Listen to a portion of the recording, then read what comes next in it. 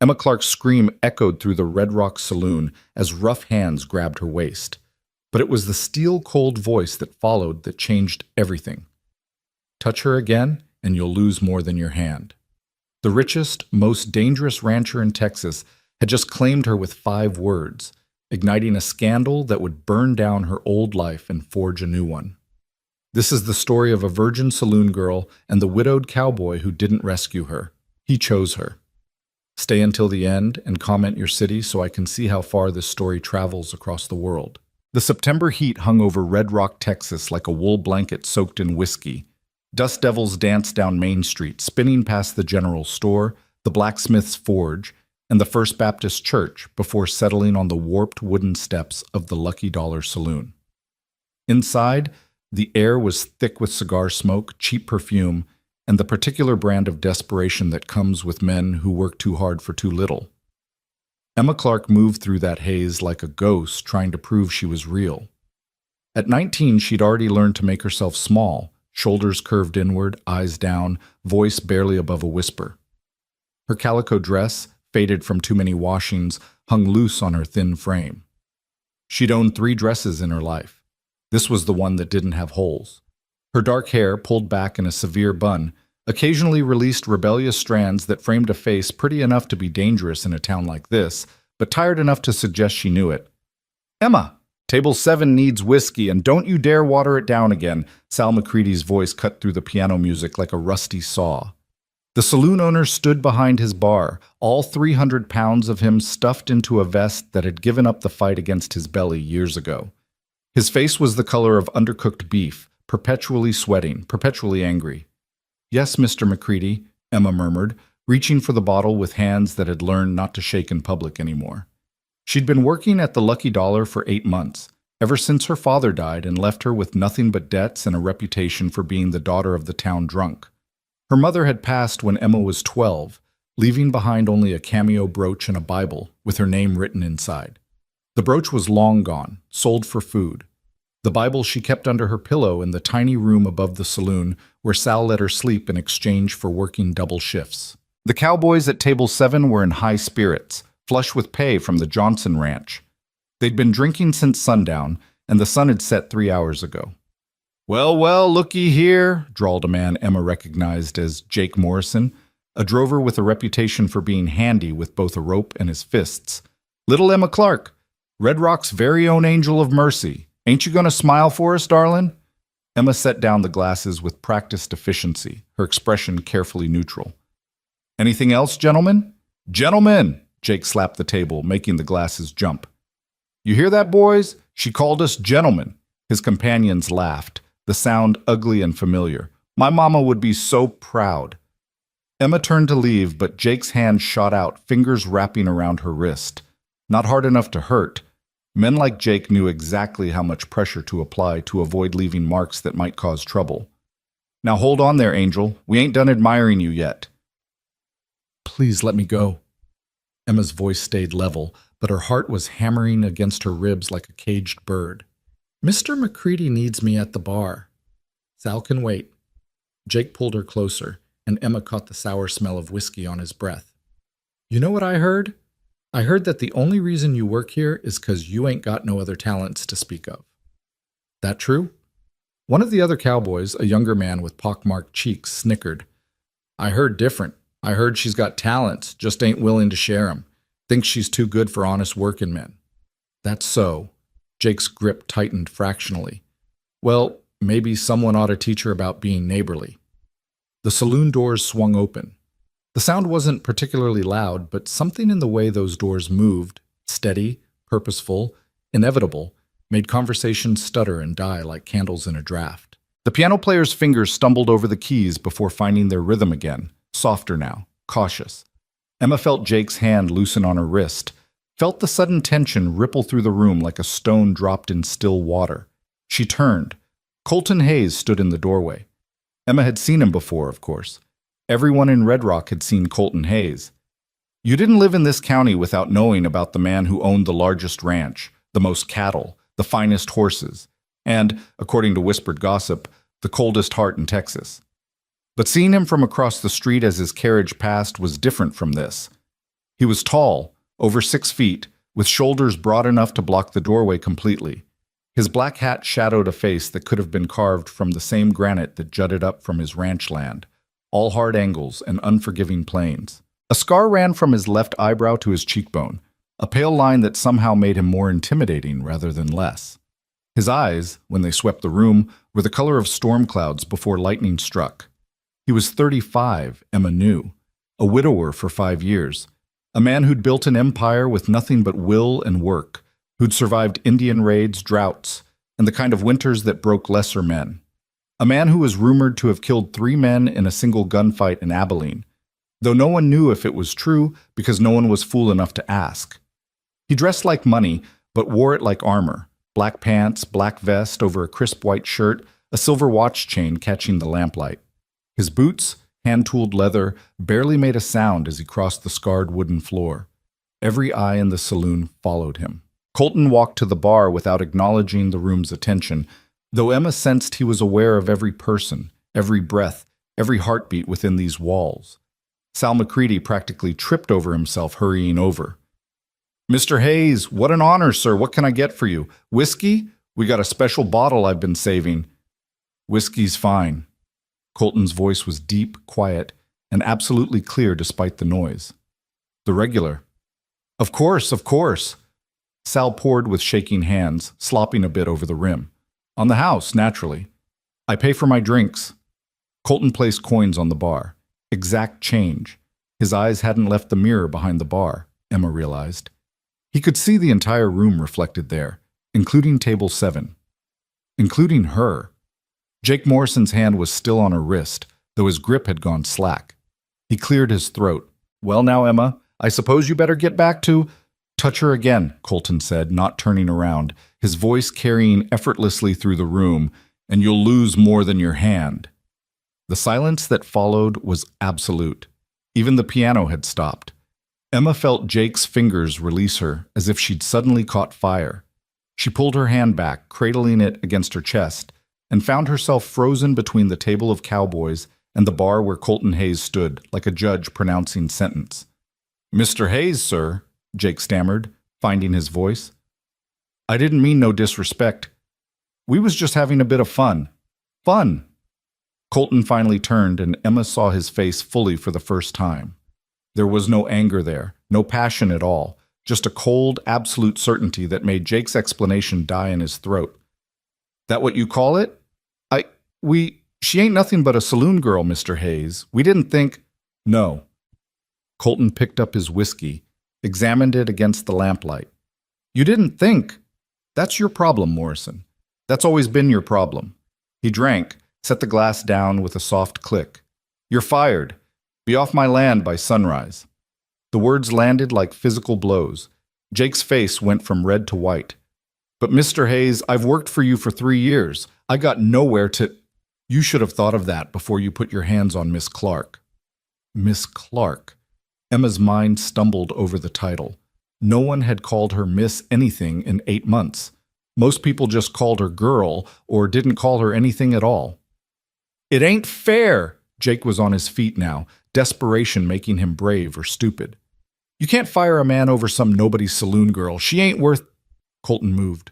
Emma didn't see how he crossed the distance. One moment he was at the bar, the next he was standing in front of Jake Morrison, close enough that the cowboy had to crane his neck back to meet his eyes. "Finish that sentence," Colton said softly, "and I'll finish you." Jake's companions had melted away from the table like snow in July. Smart men. Jake himself seemed to be reconsidering every choice that had brought him to this moment. I apologize, Mr. Hayes. I'll pack my things tonight." "See that you do." Colton stepped back, straightened his vest with deliberate care. Then his gaze shifted to Emma, and for the first time she found herself looking directly into those storm cloud eyes. "Miss Clark, are you hurt?" Emma's voice had abandoned her completely. She shook her head, mute. Something flickered across Colton's face, too quick to read, gone before she could name it. He gave her a single nod, tipped his hat with old-world courtesy that seemed impossible coming from a man who'd just threatened another man's life, and walked back to the bar. He finished his whiskey in silence, paid Sal McCready for a full bottle to take with him, and left the same way he'd entered, steady, purposeful, inevitable. The doors swung shut behind him. For 3 heartbeats, the silence held. Then the saloon exploded into noise, everyone talking at once, voices overlapping in a chaos of speculation and gossip. Emma stood frozen, her wrist still tingling where Jake had grabbed it, her mind replaying those 5 words. Touch her again, and you'll lose more than your hand. Sal McCready was at her elbow, his fat fingers digging into her arm.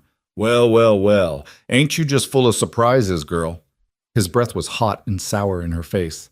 What'd you do to catch Colton Hayes' eye, Been sneaking around his ranch? Batting those big eyes at him in town? I've never even spoken to him, Emma whispered. Don't matter what you done. Sal's grip tightened. What matters is what people will think you done. And that girl is going to be very bad for business. He shoved her toward the back of the saloon. Get to the kitchen. I don't want to see your face for the rest of the night. Emma fled, grateful for the dismissal, and pushed through the kitchen door into the marginally cooler space where old Martha Wilson was scrubbing pots.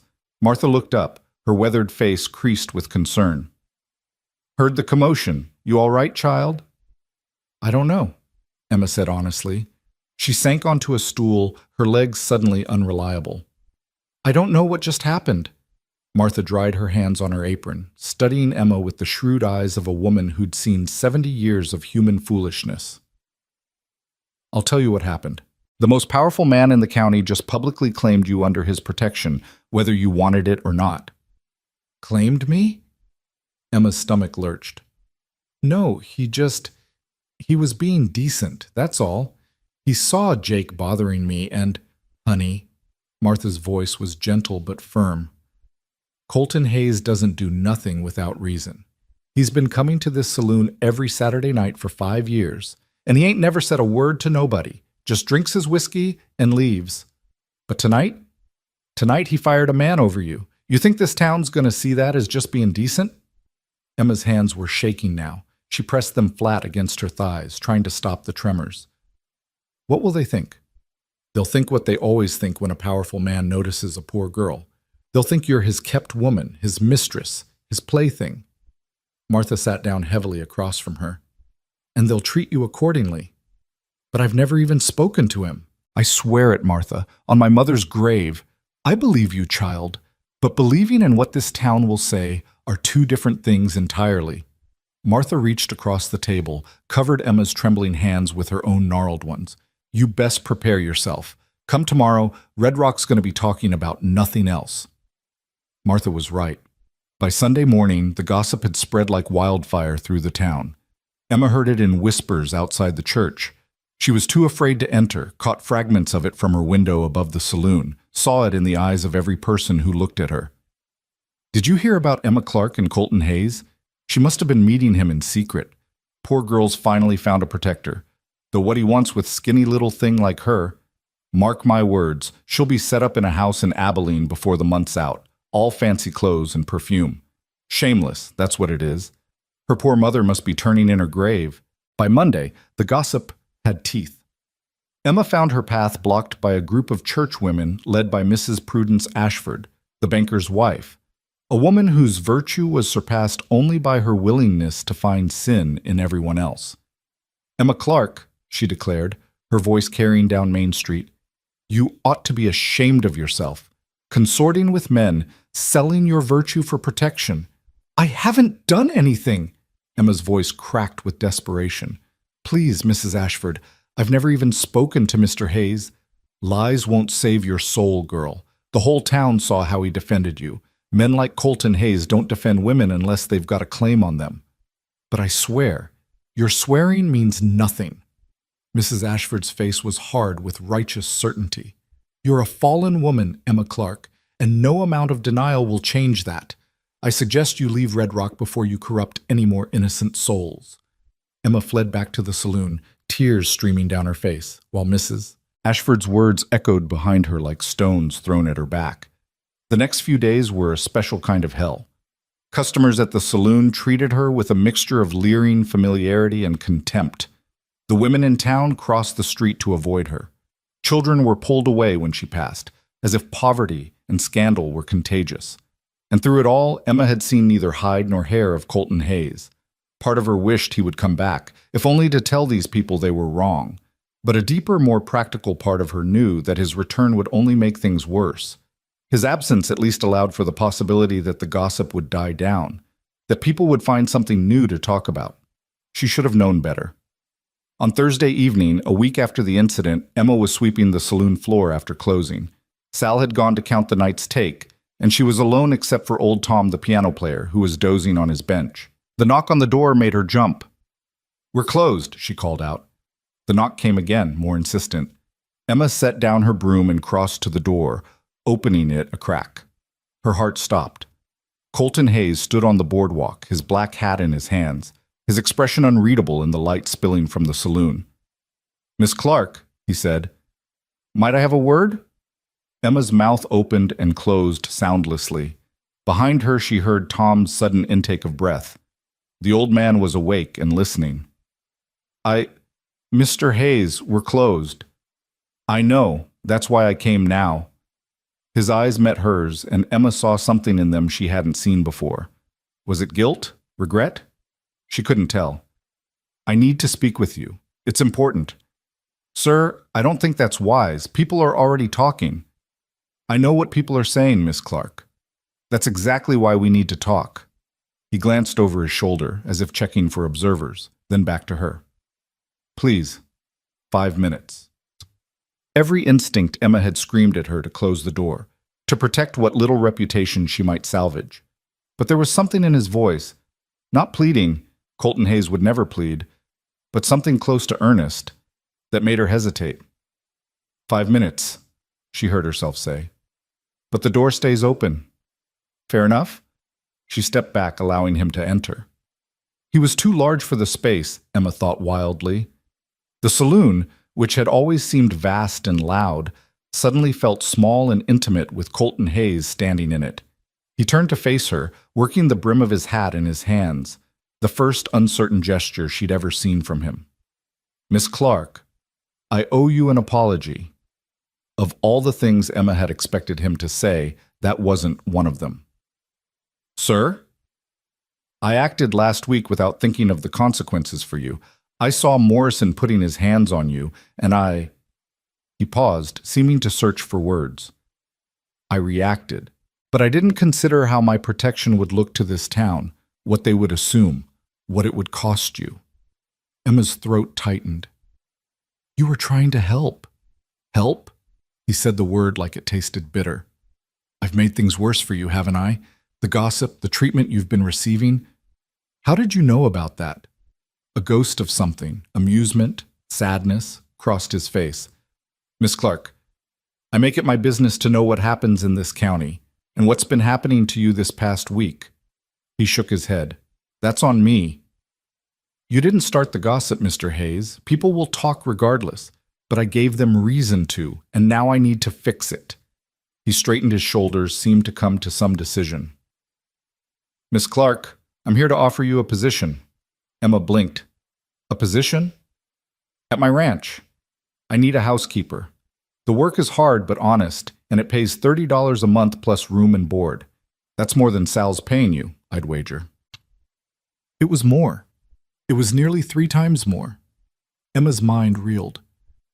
"Mr. Hayes, I don't understand. Why would you—" "Because you need a way out of this town, and I need a housekeeper. My last one quit 6 months ago, and the place is going to ruin." He met her eyes steadily. "It's a legitimate offer, Miss Clark. Nothing untoward. You'd have your own room, your own space. I'm barely at the main house anyway. I spend most of my time in the South Range cabin during roundup season. But people are already thinking it. At least this way, you'd be paid well and treated with respect." His jaw tightened. "And anyone who suggests otherwise will answer to me." Emma's mind raced. It was a solution, yes, but it was also a trap. Going to work for Colton Hayes would confirm every rumor, cement every assumption. She'd be branded his mistress, his kept woman, regardless of the truth. But staying here? Staying here meant more days of whispers, more nights of leering customers, more years of Sal McCready's groping hands and verbal abuse. It meant slow starvation of the spirit, if not the body. "I need time to think about it," she said finally. Something like respect flickered in Colton's eyes. Of course. Take until Sunday. If you decide to accept, bring your things to the ranch Monday morning. If you don't, he placed a card on the bar. Heavy stock, expensive. If you don't, I'll respect your decision. But Miss Clark? Yes? Whatever you decide, don't let this town make you ashamed of who you are. You've done nothing wrong. He settled his hat on his head, tipped it to her, and left. Emma stood alone in the empty saloon, staring at the card he'd left behind. Heavy cream paper, black lettering. Colton Hayes, Hayes Ranch, Red Rock County, Texas. Behind her, Tom cleared his throat. Girl, you thinking about taking that job? I don't know, Tom. I honestly don't know. Well, let me tell you something I learned in my 67 years on this earth. The old man shuffled over, his fingers still nimble despite his age. Sometimes the devil you don't know is better than the devil you do. And Sal McCready? He spat. That man's the devil with a cash register. Emma picked up the card, held it between her fingers like it might burn her. But if I go work for Mr. Hayes, everyone will think, everyone already thinks it, honey. That ship done sailed. Question is, you gonna let their thinking trap you here, or you gonna take a chance on something better? That night, Emma lay in her narrow bed and stared at the water-stained ceiling. She thought about her mother, who'd married for love and died worn out at 35. She thought about her father, who drowned his grief in bottles until the bottles drowned him. She thought about 8 months of serving drinks to men who looked at her like she was on the menu. And she thought about Colton Hayes standing in the doorway of the saloon, his voice cutting through the noise. Touch her again, and you'll lose more than your hand. She hadn't asked for his protection, hadn't wanted the consequences that came with it. But here she was anyway, holding his card, weighing his offer. A legitimate job, $30 a month. Her own room. Respect, he'd said. He'd promised respect. But could she trust the promise of a man she didn't know? A man the whole county feared and whispered about? A man whose eyes held secrets deeper than any well? By Friday, Emma still hadn't decided. Saturday dawned hot and cloudless, the kind of day where even the dust seemed too tired to rise. Emma went through her morning routine in a fog, sweeping, wiping tables, preparing for the evening crowd. That afternoon, Luther Grant walked into the saloon. Emma knew of Luther Grant the way she knew of scorpions and rattlesnakes, as something dangerous to be avoided. He owned the Silver Spur, the saloon on the north end of town, along with interests in the local brothel and gambling hall. Where Colton Hayes had built his empire on cattle and land, Luther had built his on vice and violence. He was handsome in a slick way. Blonde hair pomaded back, mustache waxed to points, clothes that cost more than Emma made in a year. But his eyes were the eyes of a snake, cold and calculating. Well, well, he drawled, leaning against the bar. If it isn't Red Rock's most talked-about lady. Emma's stomach nodded. Can I help you, Mr. Grant? Oh, I think you can help me very much. He smiled, showing too many teeth. I hear you've had yourself quite a week. Colton Hayes defending your honor, offering you a job. He leaned closer. Tell me, sweetheart, what's it like being the obsession of the great Colton Hayes? I'm not anyone's obsession. Mr. Hayes was being kind. Luther laughed, the sound oily and unpleasant. Kind? Honey, Colton Hayes hasn't been kind a day in his life. Everything he does serves a purpose, and if he's sniffing around you, it's because he wants something. I think you should leave, Mr. Grant. Leave? But I just got here. His hand shot out faster than she expected, grabbing her wrist. The same wrist Jake Morrison had grabbed a week ago. I came to make you an offer, little Emma. A real offer, not like whatever game Colton's playing. Let me go. Emma tried to pull away, but his grip was iron. I'll pay you $50 a month to work at the Silver Spur. You'd have the best room, the finest dresses. All you'd have to do is be friendly to certain customers, high-paying customers. His thumb traced circles on her inner wrist. A girl like you, pretty enough but too proud? You'd make a fortune once we broke you in proper. Horror and rage flooded through Emma in equal measure. I said let me go! Why? So you can run to Colton Hayes? You think he's any different? You think he wants you for your housekeeping skills?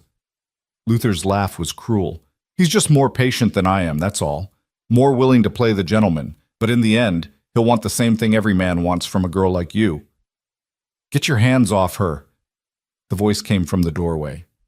Emma's heart leaped, but it wasn't Colton Hayes. It was Luther's own man, a wiry cowboy named Pete, looking uncomfortable. Boss, maybe we should go. This ain't... Shut up, Pete. Luther didn't release Emma's wrist. I'm conducting business. This ain't business. This is... Pete trailed off, but his meaning was clear. For a long moment, Luther held Emma's gaze, his eyes promising retribution for this small rebellion. Then he released her wrist with a theatrical flourish. Think about my offer, Miss Clark. $50 a month, and all you have to do is abandon this ridiculous pretense of virtue. He straightened his jacket. Because between you and me, this town's already decided what you are. Might as well get paid properly for it. He swept out, Pete trailing behind him with an apologetic glance at Emma. Emma stood shaking, her wrist throbbing. She looked down and saw red marks where Luther's fingers had been, marks that would bruise by morning. Sal McCready emerged from the back room, counting money. What was all that noise? Luther Grant was here. Oh? Sal's piggy eyes gleamed with interest. What did he want? He offered me a job. At the Silver Spur. Sal's face cycled through several emotions before settling on calculation. $50 a month, I'd wager. Maybe more. Emma stared at him. You knew he'd come. I might have mentioned to certain parties that you were considering Colton Hayes' offer. Competition's good for business, girl. Drives up prices. He smirked. So what's it going to be? The rich rancher or the saloon king?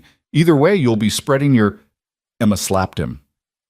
The crack of her palm against his jowled cheek echoed through the empty saloon. Sal's head snapped to the side, his eyes going wide with shock that quickly morphed into rage. You little... I quit. The words came out clear and strong, surprising Emma herself. I quit, Mr. McCready, and you can take this job and... She didn't finish. Didn't need to. She turned and ran for the stairs, taking them two at a time, reaching her tiny room and slamming the door. Her hands were shaking as she pulled her carpet bag from under the bed, the same bag she'd carried when she first arrived at the Lucky Dollar 8 months ago. She owned so little. 2 dresses, one for wearing and one for washing, a pair of worn shoes, her mother's Bible, a hairbrush with 3 broken teeth.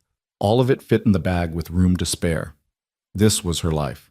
This was everything she had to show for 19 years on Earth, except it wasn't quite everything.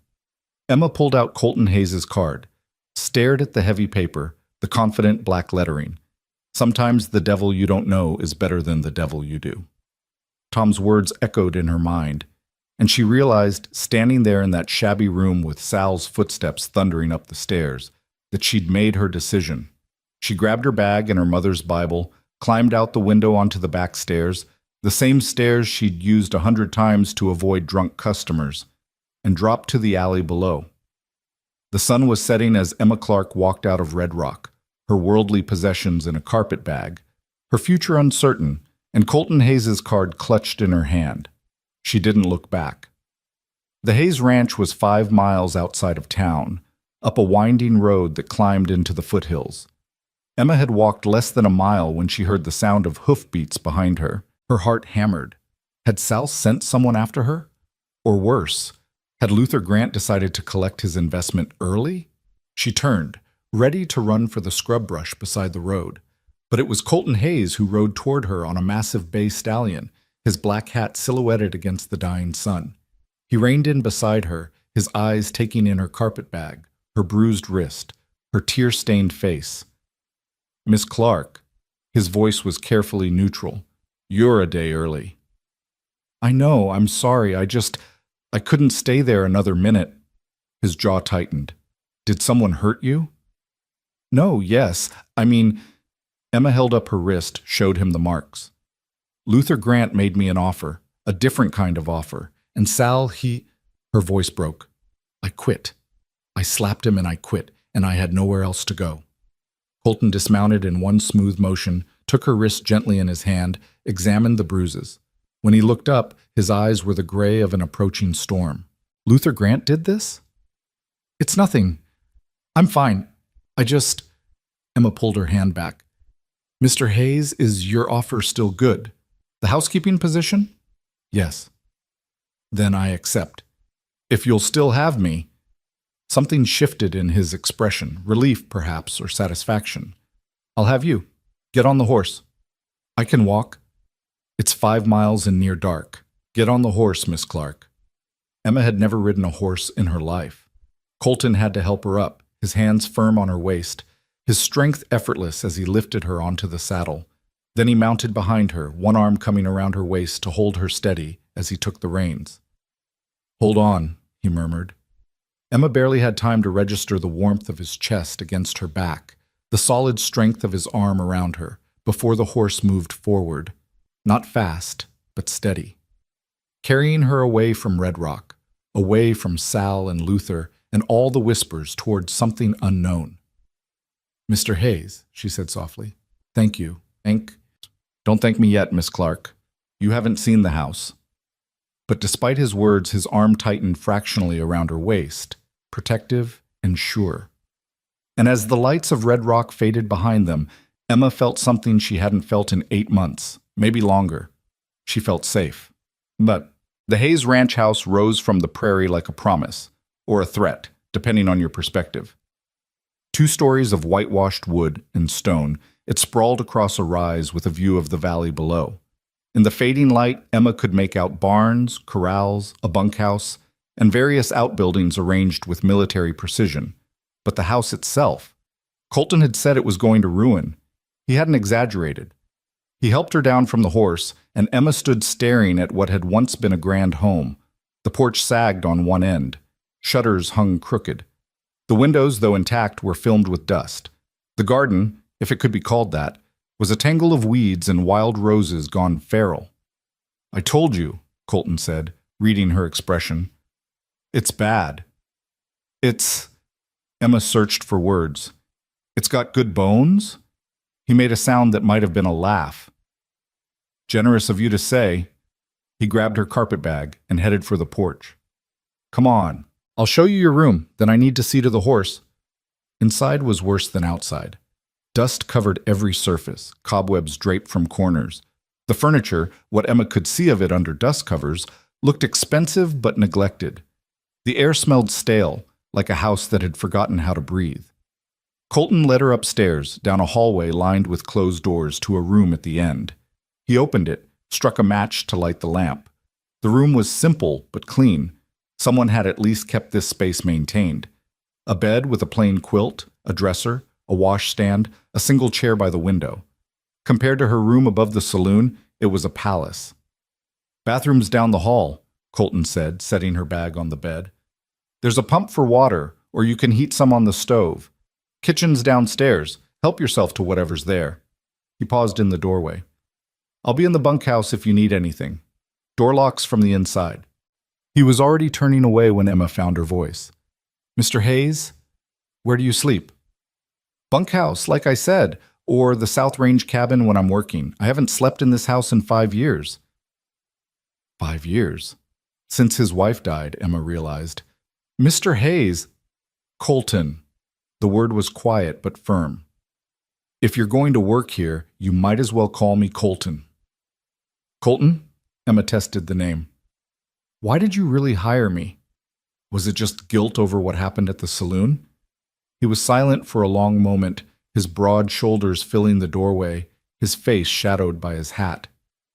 I hired you, he said finally, because I saw something in you that night. Something I recognized. What? Pride. The kind that won't bend even when it should break. He tipped his hat to her. Get some rest, Miss Clark. Tomorrow we'll discuss your duties. He left, his footsteps echoing down the stairs, the front door closing with a solid thunk. Emma sat on the bed, her bed, in her room, and let out a shaky breath. What had she done?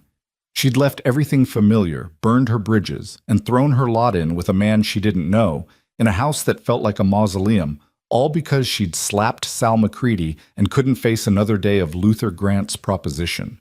She should be terrified. Instead, she felt free. For the first time in 8 months, maybe the first time in her life, no one was telling her what to do, where to go, how to act. She had her own room, her own space. She had a job that didn't involve fending off drunk cowboys. She had $30 a month coming to her. And she had Colton Hayes' protection, for whatever that was worth. Emma unpacked her meager belongings, placing her mother's Bible on the bedside table. Then she walked to the window and looked out over the darkening valley. Somewhere down there was Red Rock, with its whispers and judgments. But up here, in this ghost of a house, she could breathe. Tomorrow she'd start earning her keep. Tomorrow she'd face whatever challenges came with being the housekeeper to the most feared man in Texas. But tonight Emma Clark went to sleep in a real bed, in a room with a door that locked, in a house where no one would bother her.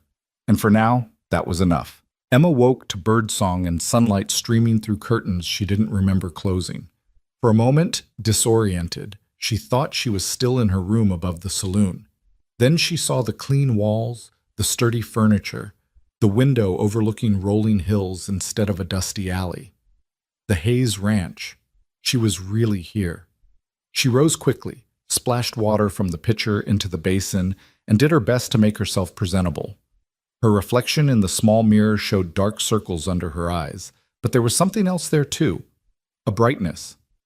Maybe hope that hadn't been there in months. Downstairs, she found the kitchen bathed in morning light.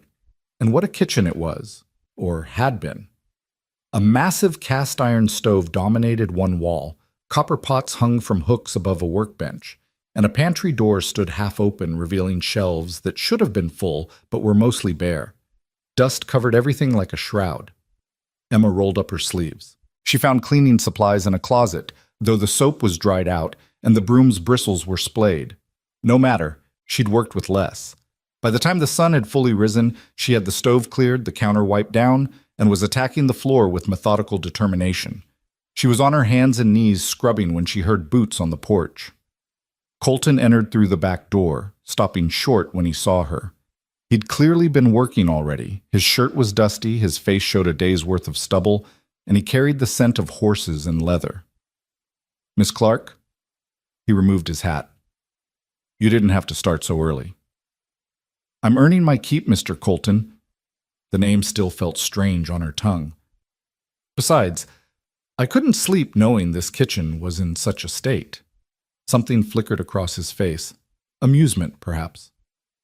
"Well then, I suppose I should warn you about the parlor." "Worse than this?" "Much worse. My wife used to host parties there. Haven't been touched since—" He trailed off, jaw tightening. "Well, since—" Emma sat back on her heels, pushing a strand of hair from her face. "Colton, if you don't mind my asking, what happened to her?" The silence stretched so long Emma thought he wouldn't answer. Then, "Fever. Started as a chill, turned into something the doctor couldn't fix. She was gone in 3 days." His voice was flat, emotionless, but his hands gripped his hat brim white-knuckled. "I was in Abilene on business. Didn't make it back in time."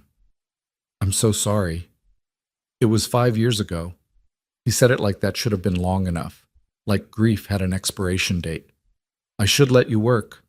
There's eggs and bacon in the cold box, flour in the pantry if you want to make biscuits. I'll be in the north pasture most of the day." "Colton, wait." Emma stood, brushing dust from her skirt. "What exactly do you want me to do here? I mean, specifically.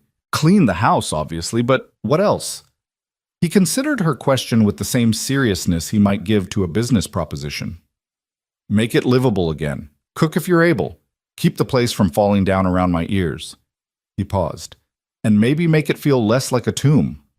Before she could respond, he was gone, his boots echoing across the porch and down the steps. Emma stood in the kitchen, surrounded by dust and memories that weren't hers, and wondered what kind of love could turn a man's home into a monument to grief. Then she picked up her scrub brush and got back to work. By noon, the kitchen gleamed. Emma had discovered, hidden beneath years of neglect, beautiful tile work, solid oak cabinets, and a window that, once cleaned, offered a view of the mountains. She'd found provisions in the pantry, flour that was still good, sugar, salt, dried beans, and even some preserves that looked homemade, their labels written in a delicate hand that must have been his wife's. She made biscuits and gravy using what she found and hoping Colton wouldn't mind. The routine of cooking, measuring, mixing, kneading settled something in her chest. This was honest work. This was something she knew how to do. She was pulling the biscuits from the oven when she heard horses outside. Multiple horses. Through the window, she saw 3 men dismounting, ranch hands by the look of them, dusty and tired. And Colton, speaking to them in low tones she couldn't hear. One of the men glanced toward the house, said something that made the others laugh. Colton's response was sharp enough that the laughter died instantly. Emma's stomach knotted. They were talking about her. Of course they were. The men dispersed to the bunkhouse and Colton headed for the house. Emma busied herself setting the table, trying to look like she hadn't been watching. He entered, stopped in the doorway and stared. "Miss Clark, did you clean this entire kitchen in one morning?" "Yes, and I made lunch. I hope that's all right. I found the ingredients and thought, it's more than all right." He moved to the table, looking at the spread, biscuits, gravy, the last of some bacon she'd found, like it was a miracle. "I've been eating cold beans and jerky for 6 months." "Then sit, eat, before it gets cold." He sat, and for a few moments there was only the sound of silverware on plates. Emma watched him from the corner of her eye, gratified to see him actually eating with something like enthusiasm. "Your men," she said carefully. They seemed surprised to see the house occupied. Colton's jaw tightened. "They'll mind their business." "Were they talking about me?" "They were talking." I corrected their understanding. He met her eyes. "You're my housekeeper, Miss Clark. That's what I told them, and that's what they'll believe. Anyone who suggests otherwise will be looking for new employment." It should have been reassuring. Instead, it reminded Emma of her position here, dependent on Colton's goodwill, his protection, his ability to enforce his will on men who clearly had their doubts. "How many men work for you?" she asked. 15 on the ranch itself, another 10 drovers I hire seasonal, plus the cook at the bunkhouse, though he's more useful with a branding iron than a skillet." He paused. "You'll see them around. They're good men mostly, hard workers, but they're also men who've been without civilized company too long. You have any trouble, you tell me. I can handle myself." "I know you can. You slapped Sal McCready after all." Was that approval in his voice? "But all the same, you have trouble. You tell me." After lunch, Colton returned to work, and Emma tackled the parlor. He hadn't exaggerated. If the kitchen had been neglected, the parlor had been abandoned. Dust covers draped over furniture like shrouds. The windows were so filthy they barely let in light, and everywhere, on the mantel, the side tables, the piano in the corner, were photographs in silver frames. Emma picked one up, wiped the dust away. A woman stared back at her. Beautiful, with pale hair and delicate features, wearing a dress that probably cost more than Emma would make in a year. She was laughing at something outside the frame, her whole face lit with joy. Colton's wife, Catherine. Emma had heard the name whispered in town. Catherine Hayes, the belle of Austin, who'd married the rough cowboy and tried to bring civilization to the wild country. Emma looked at other photographs. Catherine at a party, surrounded by well-dressed people. Catherine on a horse, side saddle, looking uncomfortable. Catherine standing next to a younger, smiling Colton, before the scar, before the hardness settled into his features. They'd been happy once. The photographs told that story clearly. What they didn't tell was what had changed, why Colton slept in the bunkhouse, why he'd let this beautiful house decay, why he carried his grief like a stone in his chest 5 years after his wife's death. Emma set the photographs down gently and got to work. She couldn't erase the past, but she could at least clean around it. She was elbow-deep in dust, wrestling with a particularly stubborn window, when she heard the voice behind her. "Well, well, ain't you just making yourself at home?" Emma spun around. A man stood in the doorway, not one of the 3 she'd seen earlier. This one was older, maybe 50, with a hard face and eyes that looked her up and down in a way that made her skin crawl. "I'm Emma Clark, the new housekeeper. And you are?" "Frank Dooley, foreman of this outfit." He stepped into the room, and Emma noticed he walked with a slight limp. "Been working for Mr. Hayes for 10 years. Ain't never seen him hire a housekeeper before." "Well, he has now." Emma lifted her chin. "Is there something you need, Mr. Dooley?" Just wanted to get a look at the girl who's got the boss acting all strange. He moved closer, and Emma resisted the urge to back away. Pretty little thing, ain't you? Bit scrawny for my taste, but I can see why Colton might. Dooley? Colton's voice cut through the room like a blade. He stood in the opposite doorway, his face carved from granite. Get back to work. Boss, I was just introducing myself to the new help. Now, Dooley. The foreman's face flushed red, but he backed toward the door. Yes, sir, Mr. Hayes. At the threshold, he paused. My apologies, Miss Clark. Didn't mean no disrespect. The words were right, but his tone said otherwise. After he left, Emma released a breath she hadn't known she was holding. Colton crossed the room to her, his eyes scanning her face. Did he touch you? No, he just looked. Colton's hands clenched into fists. I should fire him. Please don't. The words surprised Emma even as she said them. I can handle a few ugly looks, and you said yourself he's been with you 10 years. Don't let me come between you and your men. You're not coming between anything. He's being disrespectful, and I won't have it. Colton. Emma put her hand on his arm without thinking, felt the coiled tension there. I knew this wouldn't be easy. I knew men would think things, say things. But I can bear it if you can back me up when it truly matters. He looked down at her hand on his arm, and Emma suddenly realized the intimacy of the gesture. She started to pull back, but his hand covered hers, holding it there. I'll always back you up, he said quietly. That's a promise, Emma Clark. The use of her first name sent a strange flutter through her chest. She nodded, not trusting her voice, and Colton released her hand, stepped back. I'll talk to the men tonight. Make sure they understand the situation. Thank you. After he left, Emma stood in the dusty parlor, her hand tingling where he'd touched it, wondering what exactly the situation was. She was his housekeeper. That was all. That was all it could ever be. So why did her heart beat faster when he looked at her like that? The rest of the day passed in a blur of work. Emma cleaned the parlor until it shone, revealing beautiful hardwood floors and elegant furniture beneath the neglect. She found linens in a chest upstairs, aired them out, made up the beds in the guest rooms, even though she doubted they'd ever be used. As the sun set, she made dinner, a simple stew with vegetables from the root cellar and beef from the cold box. She wasn't sure if Colton would come to the house to eat or stay with his men in the bunkhouse, so she set 2 places at the kitchen table just in case. He came in as darkness fell, drawn by the smell of cooking food. Miss Clark, you're spoiling me. It's my job. She ladled stew into bowls, set out fresh bread she'd made that afternoon. Besides, you can't work on cold beans forever. They ate in companionable silence. Emma found herself studying him when she thought he wasn't looking, the way his hands, so capable of violence she'd seen at the saloon, handled the spoon with careful precision. The way his eyes, so hard in town, softened slightly in the warm kitchen light.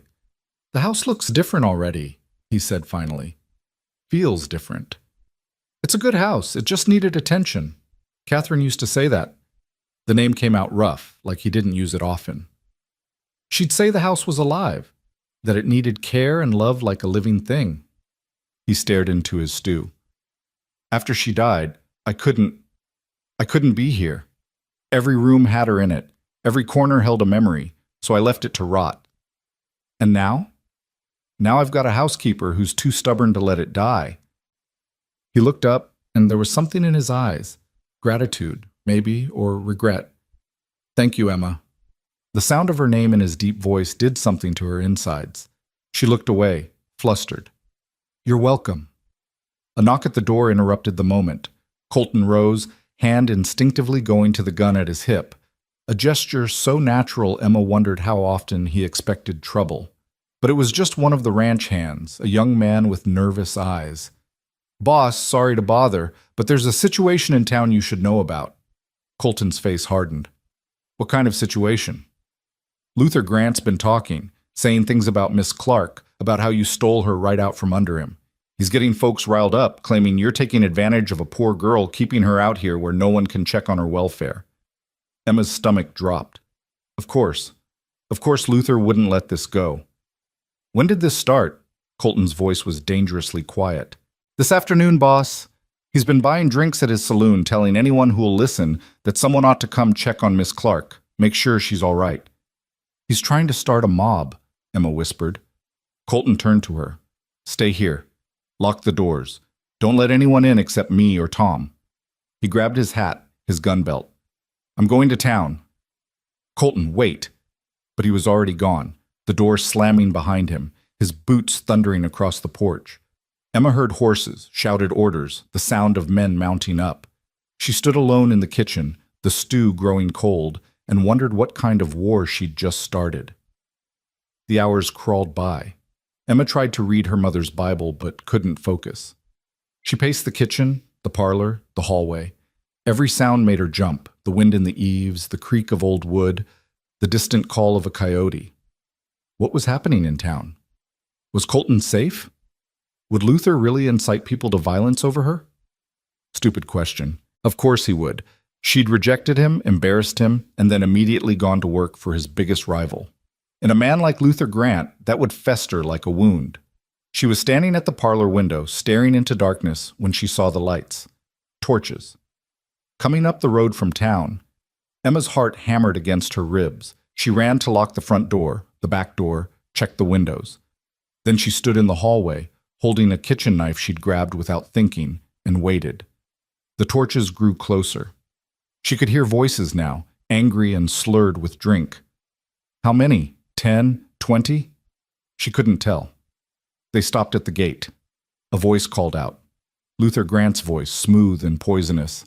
Emma Clark! We know you're in there. We've come to save you from Colton Hayes. Save her. As if this was rescue and not revenge. Come out, Emma. You don't have to be ashamed. We know he's keeping you here against your will. We know what kind of man he is. Other voices joined in, a chorus of drunken righteousness. Emma recognized some of them, men from town, customers from the saloon, respectable citizens who'd never spoken to her before but now claimed concern for her welfare. She should be terrified. And she was. But underneath the fear was a burning anger. These men, these same men who'd whispered about her, who'd let Jake Morrison paw at her, who'd called her trash and worse, now they pretended to care? Now they claimed to be her saviors? Emma crossed to the window, threw it open, and leaned out. Go home, she shouted. I don't need saving. I'm here by my own choice. Luther stepped forward, his face illuminated by torchlight. Emma, honey, you don't have to be brave. We know he's got some kind of hold on you, but you're safe now. Come with us, and we'll see you're properly cared for. Properly cared for? By you? Emma's laugh was bitter. You offered to sell me to your customers, Luther Grant? Don't you dare stand there and pretend this is about my welfare. Murmurs rippled through the crowd. Good. Let them hear the truth. The girl's hysterical, Luther said smoothly. Hayes has clearly manipulated her mind. The only person manipulating anyone is you. Emma gripped the windowsill, her knuckles white. You're angry because I chose honest work over being your whore. You're angry because Colton Hayes treats me with more respect than you or any man in this town ever has. So take your fake concern and your torches and go home. We can't do that, Emma. Luther's voice hardened. We have a duty to this community. We can't let Colton Hayes corrupt another innocent. A gunshot split the night.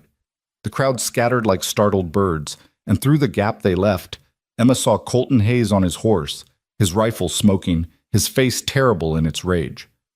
The next man who steps on my property gets the bullet in him, not the air. His voice carried across the yard, cold and absolute. Go home, now. Hayes! Luther found his courage, though he stayed well back. You can't threaten us. We're here for the girl's protection. You're here because you're a coward who hides behind a mob. Colton urged his horse forward, and men scrambled out of his way.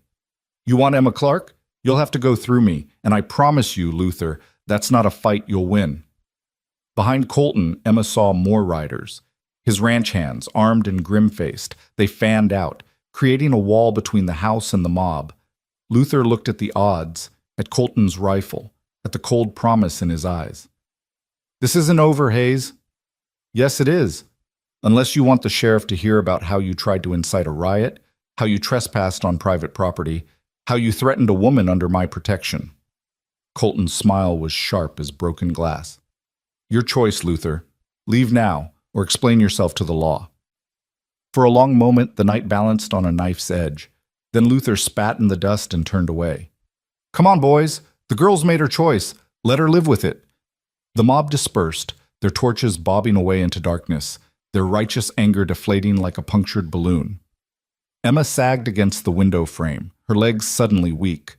Colton dismounted, gave orders to his men in a low voice, then strode to the house. Emma met him at the door, still holding her kitchen knife. He looked at the knife, at her white face, at the tremor in her hands. You all right? I'm fine. I told them I didn't need saving. I told them I was here by choice. Her voice shook despite her best efforts. I told them I heard. His hand covered hers on the knife, gently pried it from her grip. I heard every word. You were brave, Emma. Foolish, but brave. They had no right. No, they didn't. He guided her to a chair, pressed a glass of whiskey into her hands. Drink this. She drank, coughed, as the liquid burned down her throat. How did you know? How did you get back in time? I didn't go to town. I got halfway there and realized it was a trap. Luther wanted me gone so he could come here. His jaw tightened. I turned back, gathered the men, and rode hard. If we'd been 5 minutes later, but you weren't. Emma set down the glass, met his eyes. You were here. You protected me. Again. Emma, why? The question burst out before she could stop it. Why do you keep protecting me? I'm nobody, nothing, just a saloon girl you saw being mistreated. Why does it matter to you? Colton was silent for a long moment. Then he knelt in front of her chair, his eyes level with hers. You want the truth? She nodded, not trusting her voice.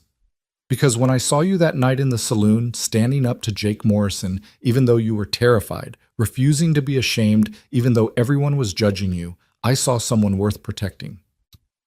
His hand came up, brushed a strand of hair from her face, a gesture so tender it made her breath catch. And because I'm tired of letting good things die, Emma, I've spent 5 years in the dark, and then you walked into my life with your stubborn pride and your determination, and suddenly the dark doesn't seem so permanent anymore. Emma's heart was hammering so hard she was sure he could hear it. Colton, A commotion outside cut her off. Shouting, the sound of horses in distress. Then Tom's voice raised in alarm. Colton was on his feet instantly, hand on his gun. Stay here. He rushed out, and Emma, ignoring his order, followed. In the yard, chaos reigned. The horses in the corral were panicking, crashing against the fences. And Emma could see why. Someone had left the gate open, and something had spooked them badly. Boss, Tom ran up, out of breath. The fence? Someone cut the fence on the north pasture. The cattle are scattering. Colton swore viciously. How many men do we have here? Just 6. The others went to escort the mob back to town like you ordered. Not enough. Colton's mind was clearly racing.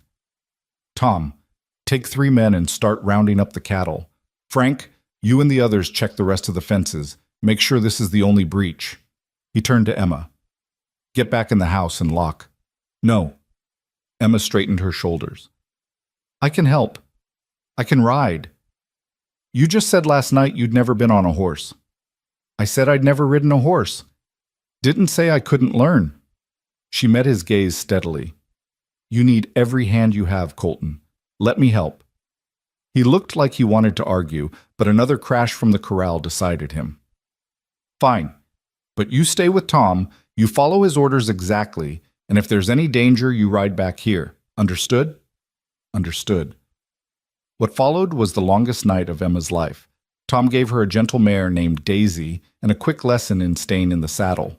Then they were off, riding into the darkness, following the sounds of panicked cattle and the distant shouts of ranch hands. Emma had never worked so hard.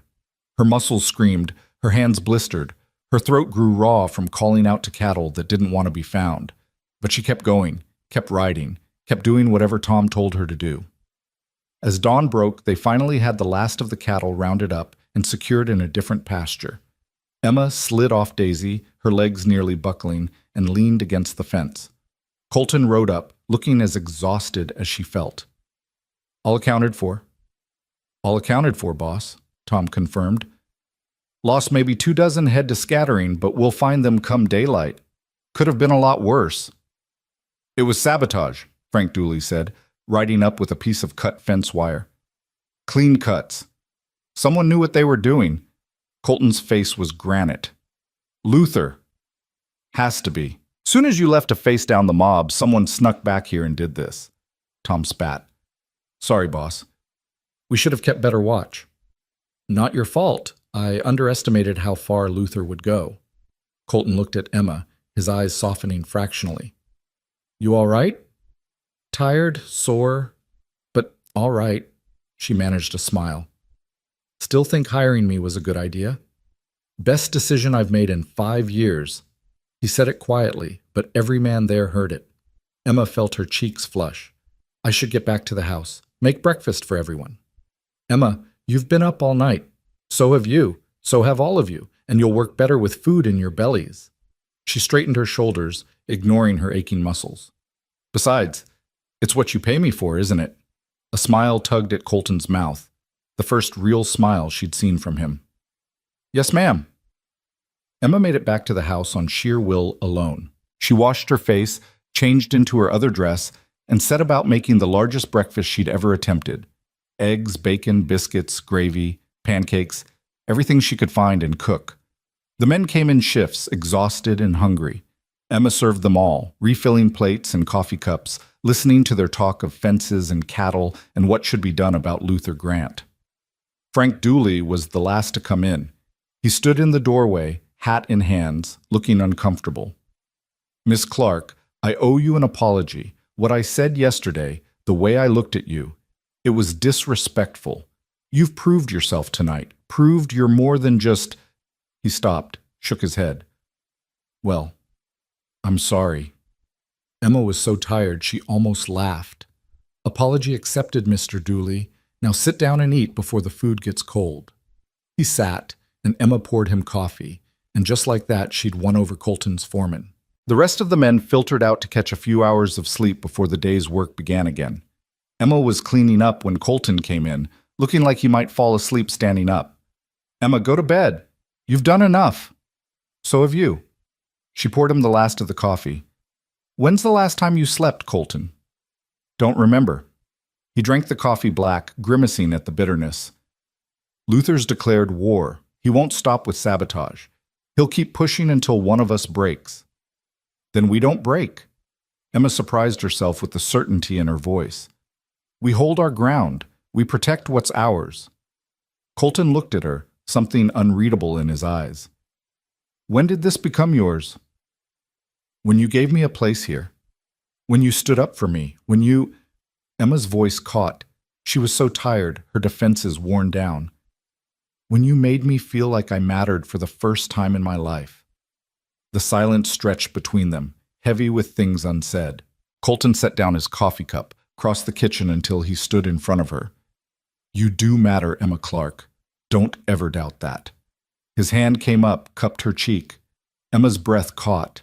This was wrong. She was his employee. He was her boss. They'd both be ruined if anyone saw. But she didn't pull away. Neither did he. For a long moment, they stood there, the morning light streaming through the clean windows, the kitchen warm and quiet around them. Then Colton stepped back, his hand falling away, his expression carefully neutral. Get some rest, Emma. That's an order. She nodded, not trusting herself to speak, and fled to her room. She collapsed on her bed, still dressed, and fell asleep instantly. But even in sleep, she could feel the phantom touch of his hand on her cheek, could hear his voice saying her name like it meant something, like she meant something. And for the first time in her life, Emma Clark began to believe it might be true. Emma woke in the late afternoon to the sound of hammering. She lay still for a moment, disoriented by the slant of golden light through her window, by the ache in every muscle of her body. Then memory flooded back, the mob, the sabotage, the long night rounding up cattle, and Colton's hand on her cheek in the kitchen. She sat up too quickly, her head spinning. Through the window she could see men working on the fences, their movements purposeful and steady. Life on the ranch went on, regardless of Luther Grant's schemes or her own confused feelings. She changed into her work dress, the one she'd washed and hung to dry yesterday, back when the world seemed simpler, and made her way downstairs. The kitchen was exactly as she'd left it, dishes washed and put away. Someone had been thoughtful. The hammering grew louder as she stepped onto the porch. Colton was there, stripped to his shirt sleeves despite the autumn chill, driving nails into a new porch board. The old one, she noticed, had rotted clear through. He looked up at her approach, straightened. "You should be resting." "I've rested enough. How long was I asleep?" 8 hours, give or take." He wiped sweat from his brow with his forearm. "You needed it." Emma looked out at the ranch, at the men working, at the mountains rising purple in the distance. "How bad is the damage?" "Could have been worse. We lost about 30 head of cattle, but we'll likely find most of them in the next few days. 3 sections of fence need replacing. Luther's men did a thorough job." His jaw tightened. "Professional job. He hired someone who knows ranching." "What are you going to do?" "What can I do? I can't prove it was him. Can't ride into town and shoot him, much as I'd like to." He drove another nail with more force than necessary. "So I fix my fences, protect my land, and wait for him to make a mistake." Emma sat on the porch step, drew her knees up. "This is my fault. If I hadn't come here—" "Don't!" Colton's voice was sharp. "Don't you dare blame yourself for Luther Grant's vindictiveness. This was brewing long before you arrived. You just gave him an excuse to act on it." "What do you mean?" Colton was quiet for a moment, his hands stilling on the hammer. When he spoke, his voice was measured, careful. "Luther and I have history. Goes back to before Catherine, before this ranch was built. We were friends once, if you can believe that." Emma couldn't quite picture it. Colton Hayes and Luther Grant as friends seemed as likely as a wolf befriending a snake. "What happened?" "We both loved the same woman." He said it simply, without drama. "Catherine Ashford, from Austin. Beautiful, educated, everything a man could want. Luther saw her at a dance, decided she'd make the perfect wife for an up-and-coming saloon owner. Problem was, she didn't want him. She wanted you. She wanted the dream of me. The rough cowboy who'd make his fortune, who'd build her a grand house, who'd give her the adventure she couldn't find in Austin society." His laugh was bitter. "I gave her the house. Gave her the adventure too, I suppose. Just not the kind she wanted." Emma heard the pain beneath his words, the old guilt. "You made her happy, Colton. I've seen the photographs." "For a while. But this land, this life, it wore her down. The isolation, the hardship, the long winters. She tried, God knows she tried. Hosted parties, planted gardens, made curtains for every window. But she was trying to create Austin in the middle of the Texas wilderness, and it couldn't be done." He set down the hammer, stared at his calloused hands. "The fever that killed her? She caught it riding to town in a rainstorm because she was desperate for company, for conversation, for anything that reminded her of home. That's not your fault." "Isn't it? I knew she was unhappy, knew she didn't belong here, but I was too proud to admit it, too stubborn to let her go back to Austin where she'd be safe." He looked at Emma then, his eyes dark with old regret. "And Luther knew it too. After she died, he made sure everyone in town knew it. Made sure they knew I'd killed my wife as surely as if I'd put a gun to her head." Emma's heart ached for him. "So when you defended me, when you hired me, I gave him another weapon, another way to hurt me." Colton picked up the hammer again, turned it over in his hands. "But here's the thing, Emma. I don't regret it. Even knowing what it would cost, what it has cost, I'd do it again." The weight of his words settled over her. Before she could respond, hoofbeats sounded on the drive. They both turned to see a rider approaching, not one of the ranch hands, but a stranger on a dusty gray horse. Colton's hand went to his gun. "Stay behind me." The rider drew closer, and Emma saw it was a young man, barely more than a boy, with a mailbag slung across his shoulder. He reined in at a respectful distance. "Mr. Hayes, got a telegram for you, from Austin." Colton took the telegram, flipped the boy a coin. "Much obliged." The boy tipped his hat and rode off. Colton opened the telegram, his face going carefully blank as he read. "What is it?" Emma asked. "Catherine's sister. She's coming to visit." He handed Emma the telegram, and she read the crisp words. Arriving Thursday. Stop. Need to discuss family matters. Stop. Hope this finds you well. Stop. Margaret. When's Thursday? Tomorrow. Colton rubbed his face, suddenly looking exhausted. Of all the times for her to show up. You don't get along. We get along fine. Margaret's a good woman, nothing like Catherine. More practical, more suited to reality. He gestured at the house, at the ranch. But she hasn't been here since the funeral. Seen this place again, seen how I've let it decay. The house looks better now, Emma said quickly. I've cleaned most of it. We can make up one of the guest rooms, make her comfortable. Emma, you don't understand. Margaret is Catherine's sister. She's going to take one look at you and know exactly what people are saying.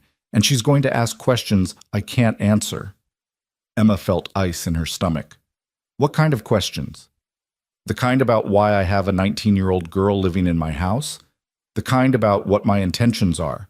The kind about whether I've learned anything from what happened to Catherine? I'll stay in the bunkhouse while she's here. No. His voice was firm. You're my housekeeper. You have every right to be here. I won't hide you away like some shameful secret. He met her eyes. But I need you to be prepared. Margaret's sharp, and she cares about propriety. This situation, no matter how innocent, is going to raise her concerns. That night, Emma barely slept. She kept thinking about Margaret, about what Catherine's sister would see when she looked at the girl living in her dead sister's house. Would she see a housekeeper, or would she see what everyone else saw?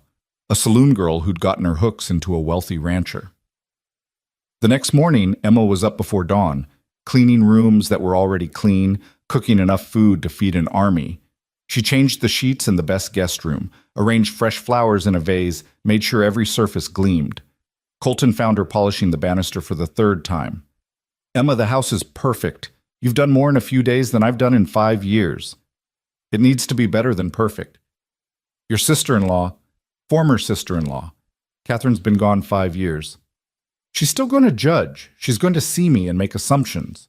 Colton's hand covered hers on the banister, stilling her frantic polishing. Let her assume, let her judge. You know the truth, and so do I.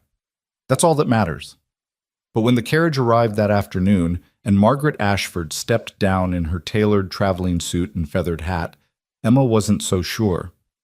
Margaret was 40, handsome rather than beautiful, with sharp eyes that took in everything.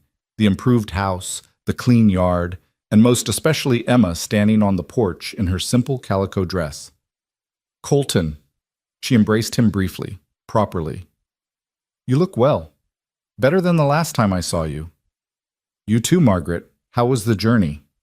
Long, dusty. The roads are terrible this time of year.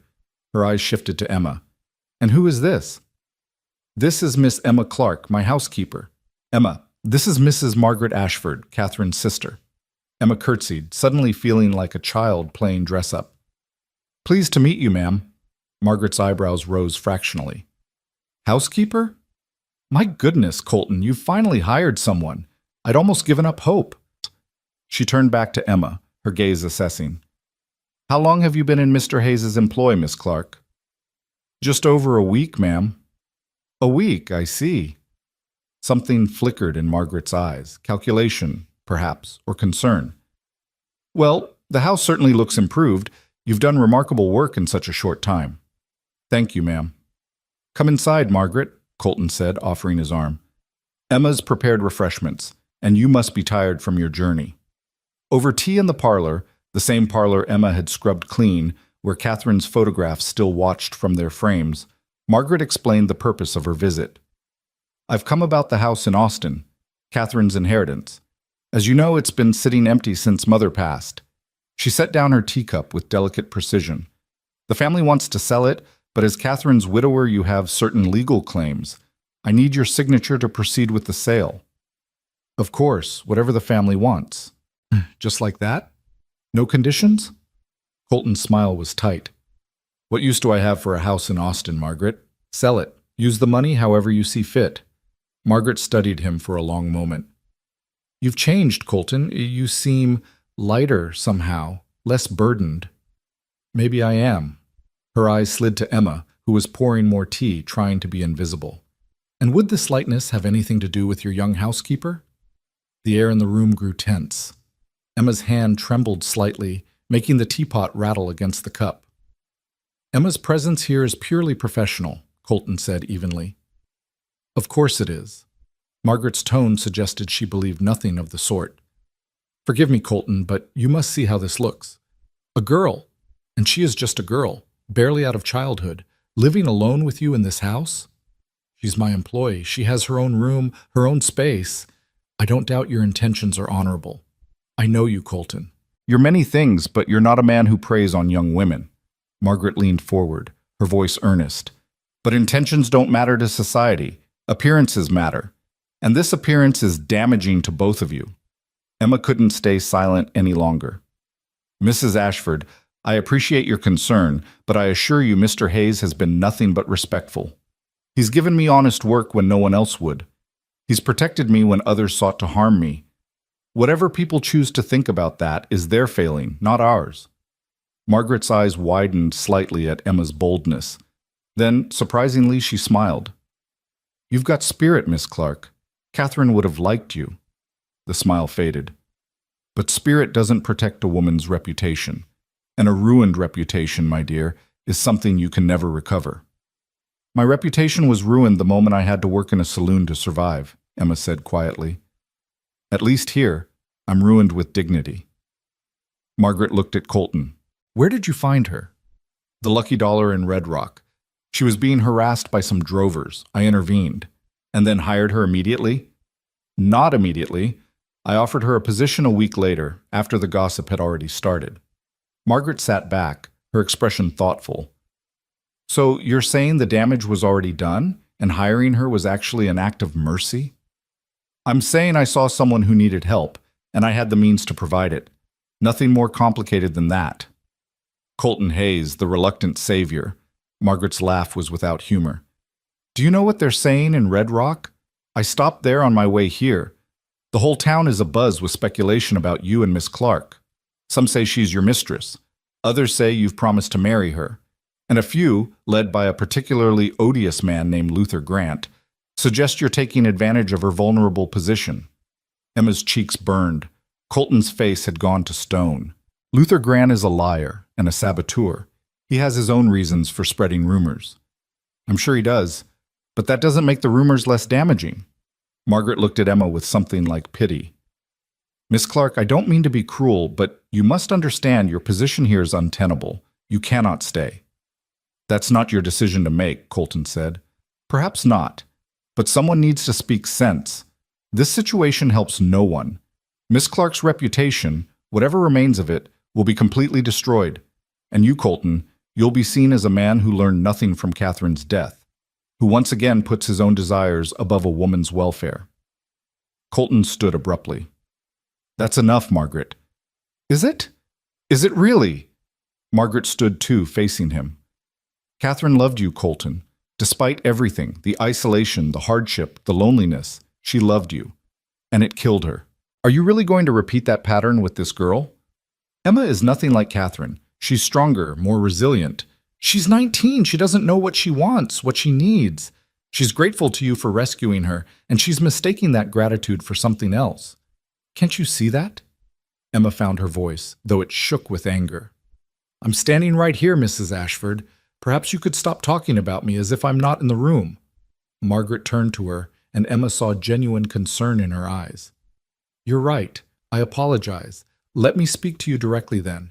Miss Clark, do you have feelings for my former brother-in-law? The question hung in the air like a blade. Emma felt Colton's eyes on her, felt the weight of the moment. I have respect for him, she said carefully, gratitude for what he's done for me. But my feelings are my own business. Not when they affect your future, not when they could ruin you both. Margaret's voice softened. I have a proposal. Come back to Austin with me. I can find you a respectable position, governess, perhaps, or companion to a wealthy widow. You'd have good pay, good references, a chance at a real future. I have a real future here. Do you? What future can you have as a housekeeper on an isolated ranch with a man the world believes is your lover? What happens when you want to marry, to have a family? No respectable man will have you. Then I'll find a man who isn't respectable, Emma shot back. or I'll have no man at all. Either way, it's my choice. Margaret looked at Colton. Talk sense to her. But Colton was looking at Emma, his expression unreadable. Emma's right, it's her choice. I won't force her to do anything, hoping to prevent another tragedy. But I can see I'm wasting my time. Margaret, wait. Colton's voice stopped her at the door. Stay the night, at least. It's a long journey back to town and it'll be dark soon. She hesitated, then nodded stiffly.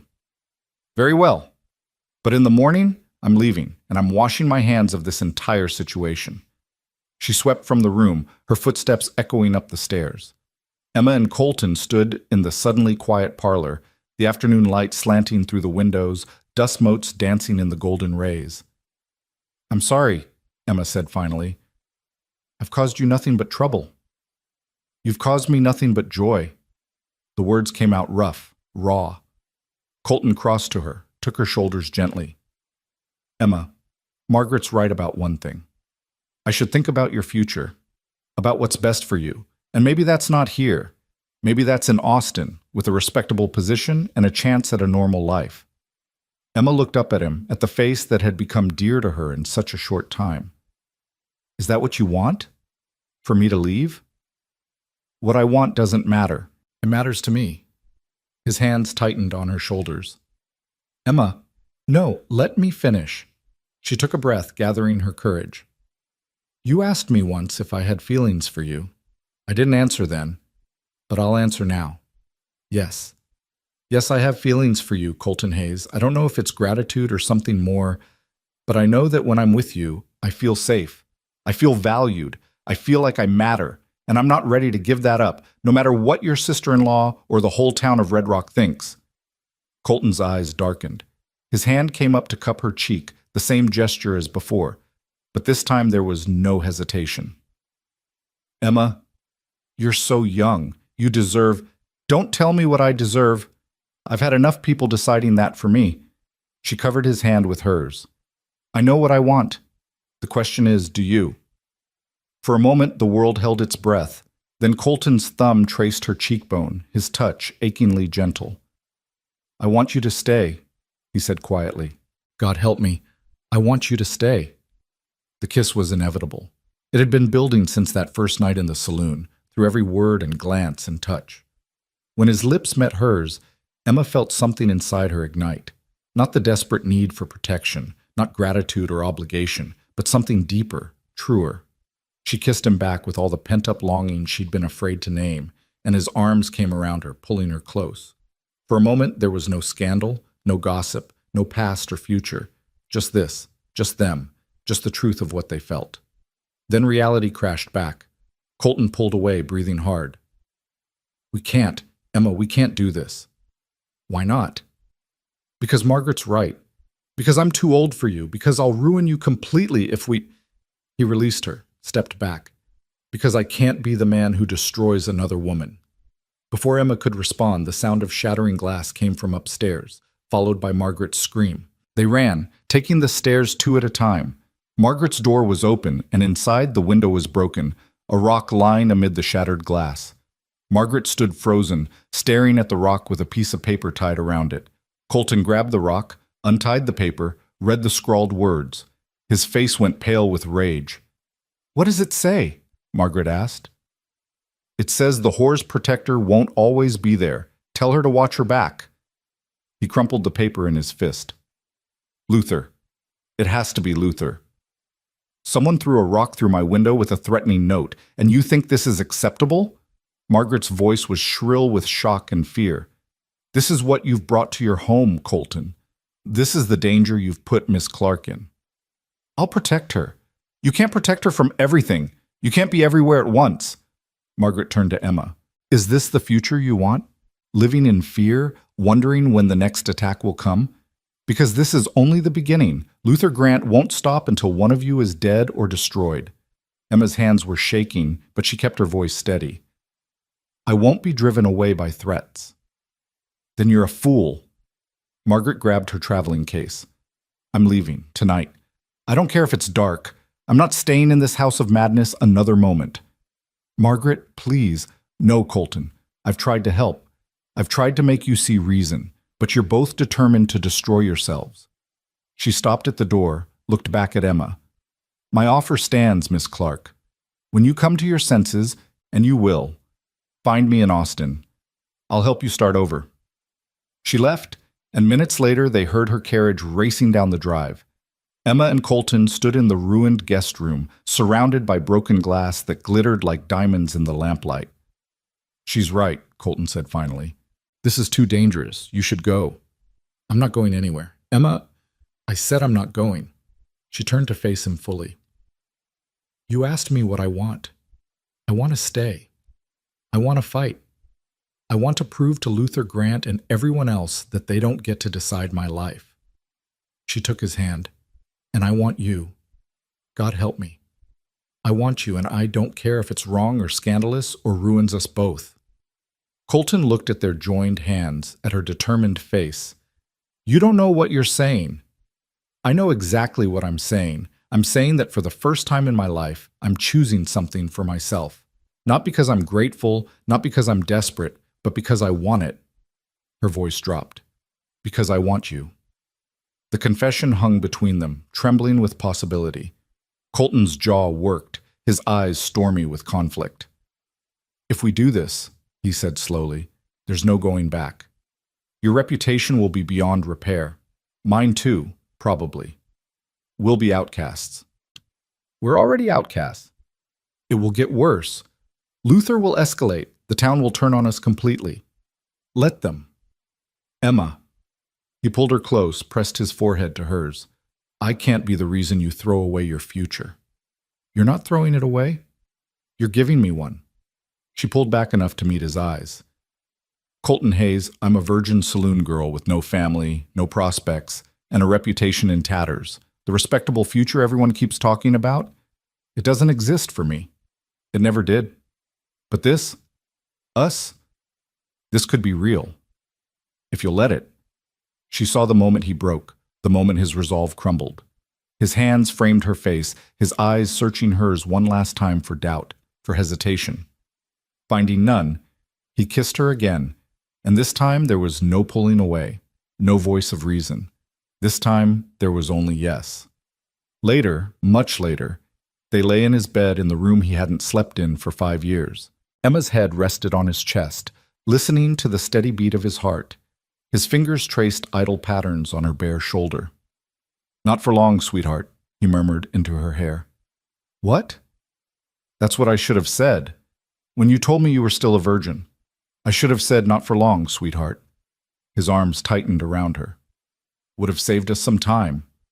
Emma laughed, the sound light and free. We got here eventually. We did. He was quiet for a moment. Emma, I need you to understand something. What we've done, what we are now, there's no going back. We'll face opposition from every side. People will say terrible things. The situation with Luther will likely get worse before it gets better. I know. And you're still sure?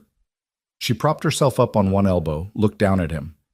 In the moonlight streaming through the window, she could see the scar on his face, the lines of worry around his eyes, the vulnerability he showed to no one else. I've never been more sure of anything in my life. He pulled her down for a kiss, tender and possessive. Then we'll face it together. Whatever comes. Whatever comes, she agreed. But neither of them could have predicted what would come with the dawn. The sound of hoofbeats woke them, many hoofbeats, coming fast. Colton was out of bed instantly, pulling on clothes, reaching for his gun. Stay here, he ordered. Emma ignored him, dressing quickly and following him downstairs. Through the window, she could see riders approaching, at least a dozen, with torches blazing in the pre-dawn darkness. But these weren't Luther's men. They were townspeople, and at their head was Sheriff James Harlow, his badge gleaming in the torchlight. Colton opened the door, Emma behind him. Sheriff, this is a surprise. Wish I could say it was a social call, Hayes. The sheriff dismounted, his face grave. But I'm afraid I'm here on official business. What kind of business? The kind that involves Luther Grant. He was found dead in his office an hour ago, shot twice in the chest. The sheriff's eyes were hard, and the bullets matched the caliber of the gun you carry. The world tilted. Emma gripped Colton's arm, felt his muscles turn to steel. I didn't kill Luther Grant. Maybe not. But you've got motive. He's been harassing you and Miss Clark here for weeks. You've got opportunity. You weren't in the bunkhouse last night, were you? No one can account for your whereabouts. The sheriff's hand moved to his gun. Colton Hayes, I'm placing you under arrest for the murder of Luther Grant. You'll get a fair trial, but you're coming with me. Now. Emma's world shattered. She watched as they took Colton away in chains, watched as the man she'd just given herself to was led off to jail for a murder he didn't commit. And she knew, with cold certainty, that this was exactly what Luther had wanted all along. Even in death, he was destroying them. Emma stood on the porch in her hastily buttoned dress, watching the torches disappear down the road toward Red Rock. Colton rode in the middle of the group, his hands bound, his head held high even in chains. He hadn't looked back, hadn't said goodbye, had only met her eyes for one brief moment that said everything words couldn't. Trust me, wait for me, don't give up. The sun was rising now, painting the sky in shades of gold and crimson that seemed obscene in their beauty. How could the world look so peaceful when everything was falling apart? Miss Clark. She turned to find Frank Dooley standing in the yard, his hat in his hands. The other ranch hands were gathered behind him, their faces somber. We know the boss didn't do this, Frank said. Whatever the sheriff thinks, whatever evidence they claim to have, we know. Colton Hayes is a lot of things, but he ain't no backshooter. Then we have to prove it. Emma's voice came out stronger than she felt. We have to find out who really killed Luther Grant. That's what we figured you'd say. Tom stepped forward. We're with you, Miss Emma. Whatever you need. Emma looked at these hard men, these cowboys who'd judged her just days ago, now standing ready to fight for her and Colton both. Something fierce and determined took root in her chest. First, I need to go to town. I need to see Colton. Need to know what evidence they have against him. That ain't a good idea, Frank said carefully. Town's liable to be in an uproar. You walking into Red Rock right now? I don't care what the town thinks. I never have. She straightened her shoulders. Tom, saddle Daisy for me. Frank, I need you to keep the ranch running while I'm gone. The cattle need tending. The fences need finishing. Miss Emma, with all respect, the cattle can wait. The boss is in jail. The boss would want his ranch protected. Emma's voice was firm.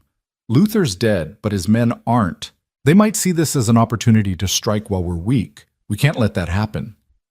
Frank studied her for a long moment, then nodded slowly. You're right. We'll keep watch. Keep working. But Miss Emma? You be careful in town. There's folks there who'd like nothing better than to see you brought low alongside the boss. I know. Emma went back inside, changed into her better dress, the one that was still simple but at least clean and whole. She pinned her hair up properly, washed her face, tried to look respectable. Then she saw herself in the mirror and laughed bitterly. Respectable? After last night, after everything, she'd never be respectable again. But maybe respectable didn't matter. Maybe what mattered was truth. The ride to Red Rock took an hour, and with every mile, Emma's resolve hardened. She thought about Colton, about his hands on her skin, his whispered words in the darkness. She thought about the future they'd glimpsed, fragile as dawn, now shattered by a dead man's final revenge, because this was revenge. Luther Grant might be dead, but his hatred lived on, perfectly crafted to destroy the man who'd won Catherine Ashford's heart all those years ago. Red Rock was in chaos when Emma arrived. People clustered in groups on the streets, their voices loud with speculation and shock. Luther Grant had been many things, a saloon owner, a businessman, a schemer, but he'd also been powerful, and his murder sent ripples of fear through the town. Emma dismounted in front of the sheriff's office, tied Daisy to the hitching post. Every eye on the street turned to her, and the whispers began immediately. That's her, the girl. Has the audacity to show her face? Probably helped him do it. Murder's whore. Emma held her head high and walked into the sheriff's office. Sheriff Harlow looked up from his desk, his face hardening when he saw her. Miss Clark, I expected you'd show up. I want to see him. That's not possible. He's awaiting arraignment. I want to see him. Emma's voice didn't waver. Please, Sheriff, 5 minutes. That's all I'm asking. Harlow studied her, his expression unreadable. He was a fair man, Emma had heard, honest as far as any lawman could be in a town split between competing powers. But fair didn't mean sympathetic. 5 minutes, he said finally, but I'm watching, and if you try to pass him anything, help him escape. I just want to talk to him. Harlow led her to the cells in the back. There were 3 of them, all empty except for the last one. Colton sat on the narrow cot, his elbows on his knees, his head bowed. He looked up when he heard footsteps, and something flickered in his eyes when he saw Emma. You shouldn't be here, he said. Where else would I be? She gripped the bars, wanting to touch him, to reassure herself he was real. Colton, what happened? What evidence do they have? He stood, moved to the bars, their fingers intertwined through the cold metal. Luther was killed with a .45 caliber bullet, same as what I carry. They found my gloves near the body, the ones I lost 2 days ago when we were rounding up cattle. Someone planted them, someone setting you up. Obviously, but proving it is another matter. His jaw tightened. Emma, I need you to listen to me. You need to go back to the ranch, pack your things, and leave. Go to Austin, find Margaret, take her up on her offer. I'm not leaving you. You have to. This is going to get ugly. When they convict me, if they convict you. We're going to fight this, Colton. We're going to prove you're innocent. And how do you propose we do that? I have no alibi. He stopped, his eyes cutting to where Sheriff Harlow stood watching. I was alone all night. Can't prove otherwise without ruining you completely. Emma understood. If Colton admitted they'd been together, it would confirm every ugly rumor, destroy what little was left of her reputation, but it would also give him an alibi. Sheriff, she called out, I can provide Mr. Hayes with an alibi for last night. Emma, no. He was with me, all night, in his room. She took a breath, met Harlow's eyes steadily. We were together, as more than employer and housekeeper. Harlow's expression didn't change, but something flickered in his eyes. You're saying you can account for his whereabouts between the hours of midnight and 3 a.m.? Yes, the entire time. Miss Clark, do you understand what you're confessing to? You're admitting to moral turpitude, to an illicit relationship. I'm admitting to the truth. And the truth is that Colton Hayes couldn't have killed Luther Grant because he was with me. Colton's hand tightened on hers through the bars. Emma, please don't do this. My reputation isn't worth your life. She turned back to Harlow. Does this change anything? Can you release him now? The sheriff sighed heavily.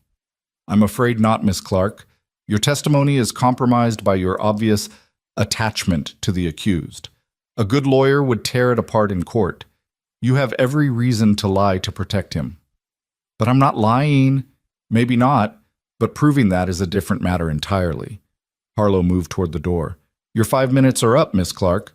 I suggest you go home and think very carefully about what you're willing to sacrifice for this man. Emma ignored him, focused on Colton. I'm going to fix this. I'm going to find out who really killed Luther, and I'm going to prove your innocence. Emma, you can't. It's too dangerous. Whoever set me up, they're willing to commit murder. I won't have you risking yourself. You don't get to make that choice for me. She squeezed his fingers. I love you, Colton Hayes. I should have said it last night, but I'm saying it now. I love you, and I'm not going to let them take you from me. His eyes closed, pain etched in every line of his face. When he opened them again, they were bright with unshed tears. I love you too. God help me. I love you too. That's why you need to leave, need to save yourself. The only thing I need is to save you. She released his hand, stepped back before she lost her nerve. I'll be back soon, with proof. She walked out of the jail, past Sheriff Harlow's knowing look, back into the chaos of Main Street. People stared, whispered, pointed.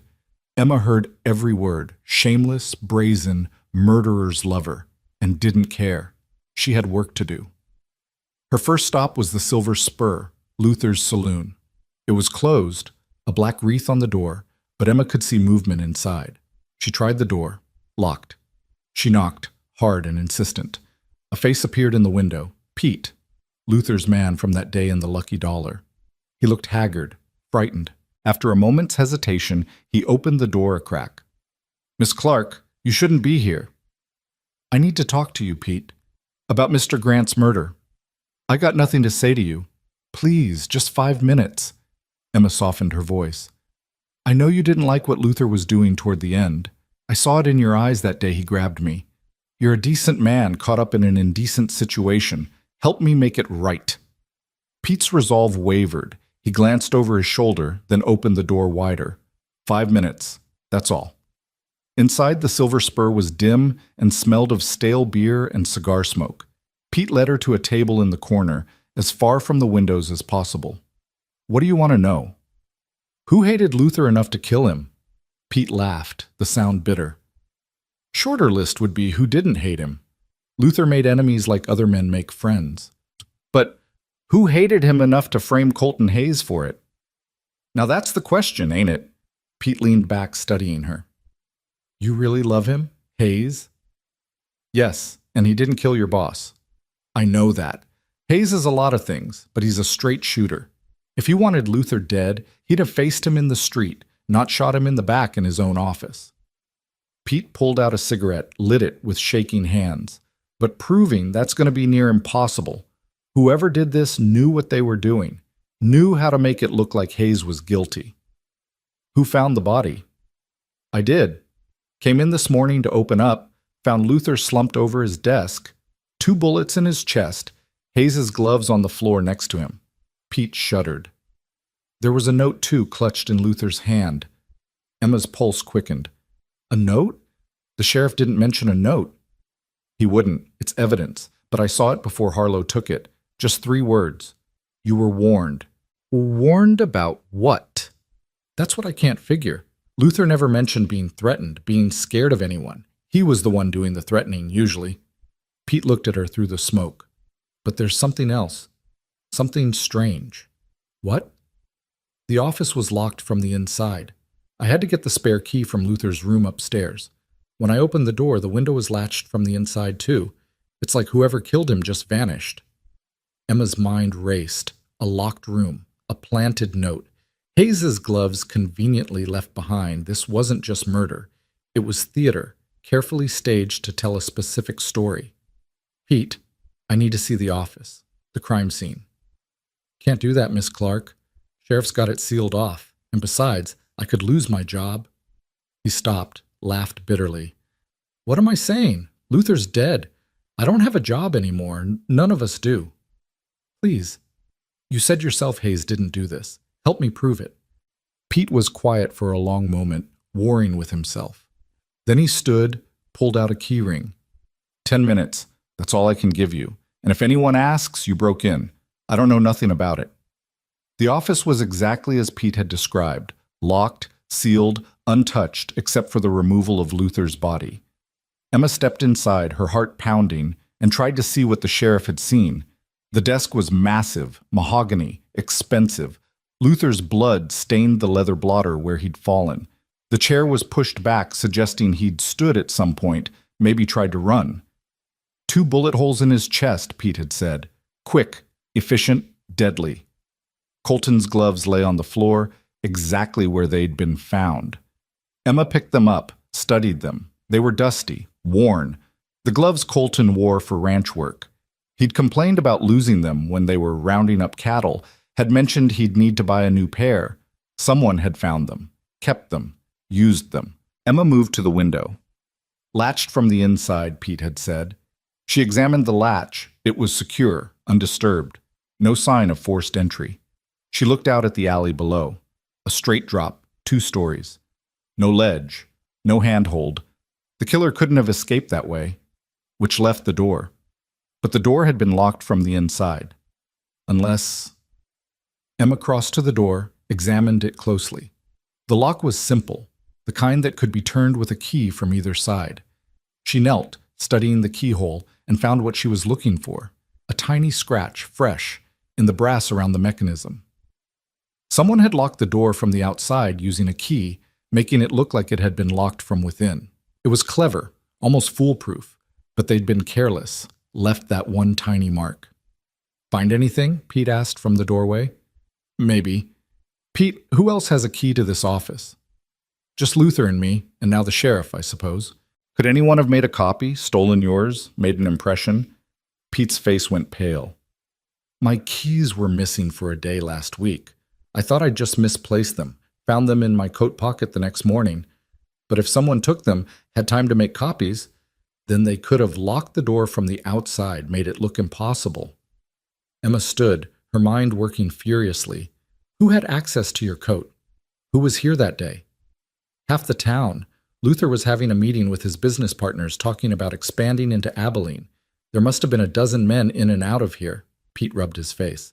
Could have been any of them. I need names. Everyone who was here that day. Pete rattled off names, and Emma committed them to memory. Most were small-time businessmen, saloon owners from neighboring towns, men with interests in Luther's various enterprises. But one name made her stop cold. Wait, Frank Dooley was here? Yeah, surprised me too, seeing as he works for Hayes.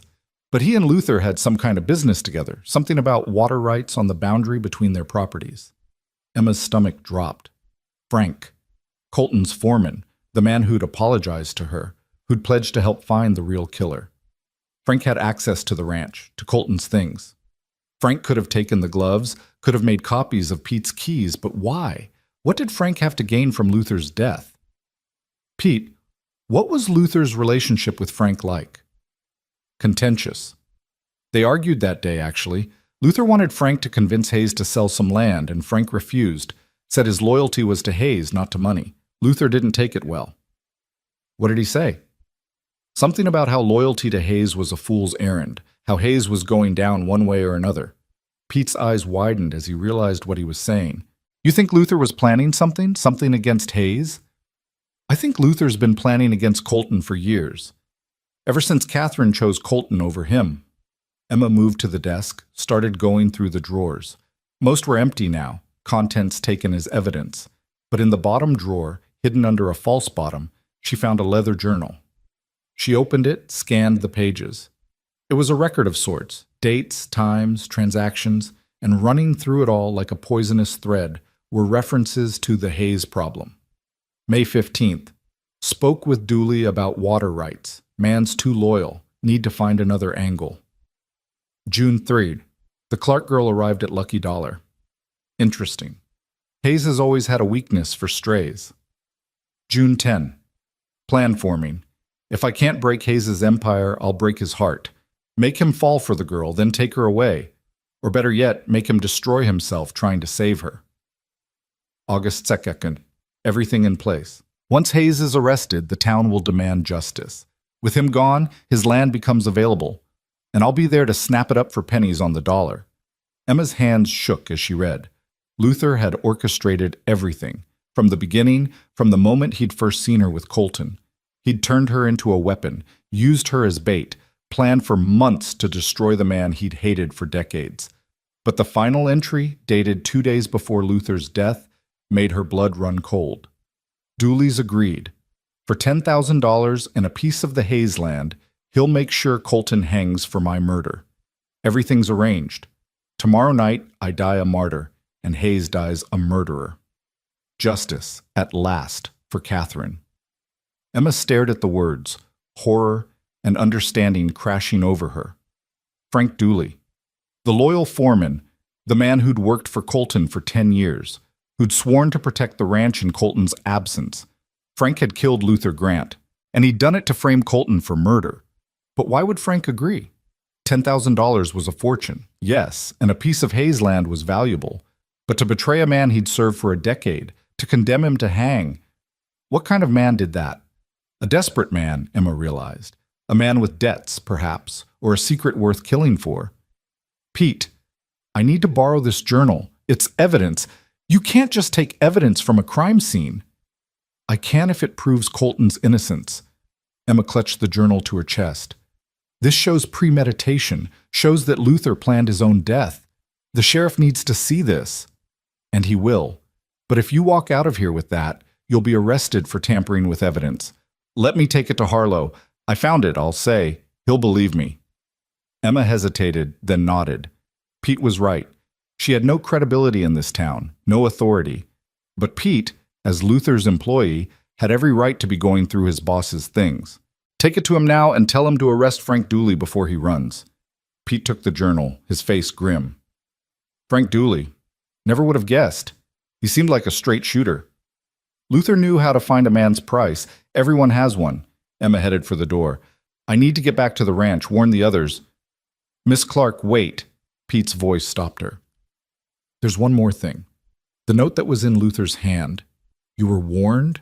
I think I know what it means. What?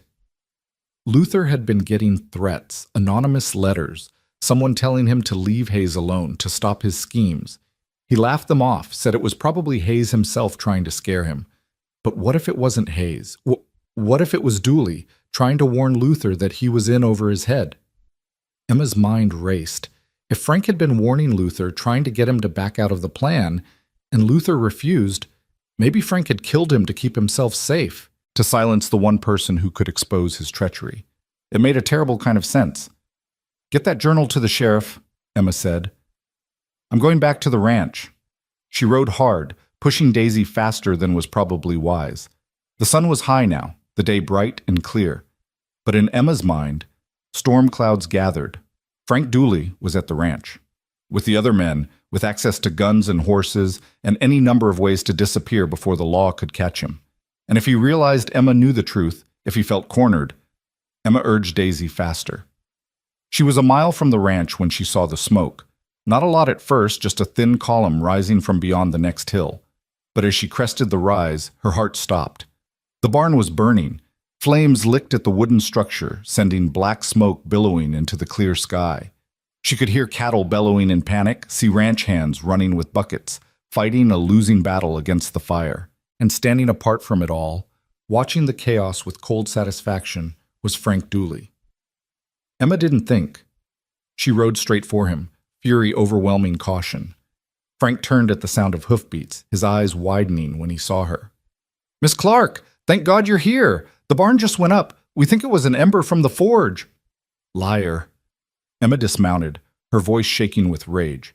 You set this fire, just like you killed Luther Grant, just like you've been sabotaging this ranch for months.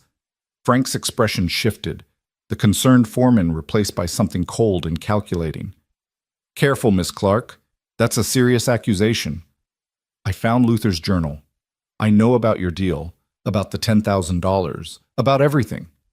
Emma was aware of the other ranch hands stopping their work, gathering closer, listening. You killed him to frame Colton. You set this fire to destroy what's left of his property while he's locked away. You're a traitor, Frank Dooley, a murderer. For a moment, Frank looked like he might deny it. Then his hand moved to his gun. You should have stayed in town, Miss Clark.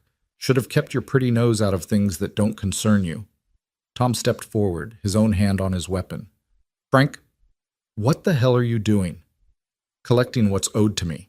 I've worked this ranch for 10 years, broken my back for Hayes, and what do I have to show for it? Wages barely enough to live on while he sits in his big house, mourning his dead wife, getting richer every year. Frank's voice was bitter, years of resentment spilling out. Luther offered me a way out, a way to finally get what I deserve. By murdering him? By framing an innocent man? Emma took a step forward. You're pathetic, Frank. A coward who couldn't face Colton man to man, so you hid behind schemes and lies. Frank's gun cleared leather. Call me what you want. Won't matter when you're dead. The shot rang out, but it didn't come from Frank's gun. Frank staggered, clutched his shoulder where blood bloomed dark against his shirt. His gun fell from nerveless fingers, and behind him, lowering her rifle, stood old Martha Wilson from the Lucky Dollar, her face grim. Nobody threatens my girl, Martha said. Not while I'm breathing. Chaos erupted. Tom and the others rushed Frank, disarmed him, held him down while he cursed and struggled. Emma ran to Martha, who'd apparently followed her from town. Martha, how did you... Heard you were stirring up trouble. Figured you might need backup. Good thing, too.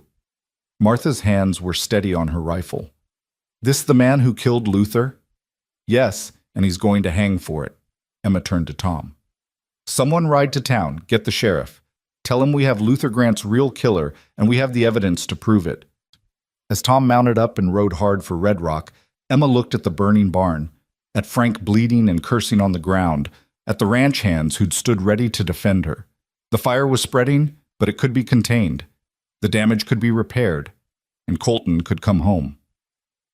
Sheriff Harlow arrived an hour later with a deputy and Pete, who carried Luther's journal. Frank, his shoulder bandaged and his spirit broken, confessed everything: the deal with Luther, the murder, the frame job, the sabotage. He'd been drowning in gambling debts, he said. Luther had offered him a fortune and a fresh start. All he had to do was kill a man who'd never done him wrong and betray a boss who'd trusted him for a decade. Greed, Harlow said, shaking his head as his deputy led Frank away, makes men do terrible things. Will Colton be released? Emma asked. Soon as we get this sorted officially. The journal, Frank's confession, the evidence of the locked room trick, it's enough to clear Hayes completely. Harlow looked at Emma with something like respect. You did good work here, Miss Clark. Solved a murder the law might never have cracked. I just wanted to save the man I love. Well, you did that. Harlow tipped his hat to her. He's a lucky man, Hayes. I hope he knows it. Emma rode back to town as the sun began to set, her body aching, her mind exhausted, but her heart lighter than it had been in days. The barn could be rebuilt, the cattle could be replaced. Frank's betrayal would sting, but the ranch would survive. And Colton was free. She found him on the steps of the sheriff's office, just released, looking dazed in the golden evening light. When he saw her, his face transformed. Emma! She ran to him, and he caught her, lifted her off her feet, held her like he'd never let go. You did it. You actually did it. We did it. She pulled back enough to see his face. Colton, I'm so sorry about Frank. Frank made his choice. I'm just grateful you weren't hurt. His hands framed her face, his eyes searching hers. When I heard about the fire, about you confronting him with a gun, Emma, you could have been killed. But I wasn't, and you're free. That's all that matters. He kissed her then, right there on Main Street, in front of the sheriff's office, in full view of anyone who cared to watch. And Emma kissed him back, shameless and sure, because she was done hiding, done caring what the world thought. When they finally broke apart, Colton rested his forehead against hers. Marry me. Emma's breath caught. What? Marry me, Emma Clark. Not because we have to, not because of scandal or reputation or what people will say. Marry me because I love you, because you're the bravest, most stubborn, most remarkable woman I've ever known. Marry me because I can't imagine my life without you in it. Tears spilled down Emma's cheeks. Yes, yes, I'll marry you. He kissed her again, and this time when they broke apart, Emma saw that a small crowd had gathered. Some faces were disapproving, some shocked, some, like old Tom and Martha, were smiling. And in the back, wearing a traveling suit and a knowing expression, stood Margaret Ashford. She approached slowly, her eyes on Emma and Colton's joined hands. Well, I see you've made your choice, Miss Clark. I have, Emma said steadily. I know you think it's foolish. Foolish, perhaps.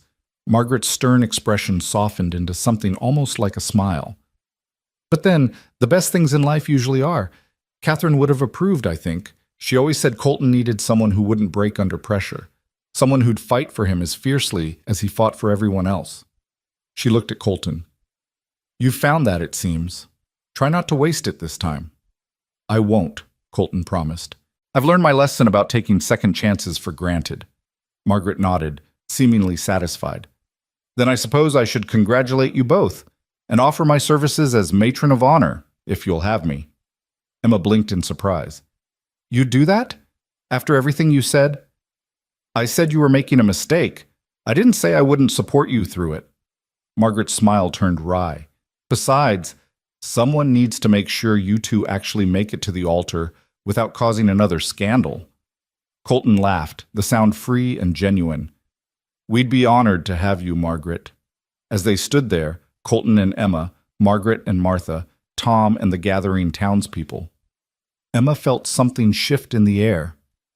The whispers were still there, the judgment, the shock, but underneath it all was something else. Acceptance, perhaps. Or at least acknowledgement that love, in whatever form it took, was stronger than scandal. The battle wasn't over.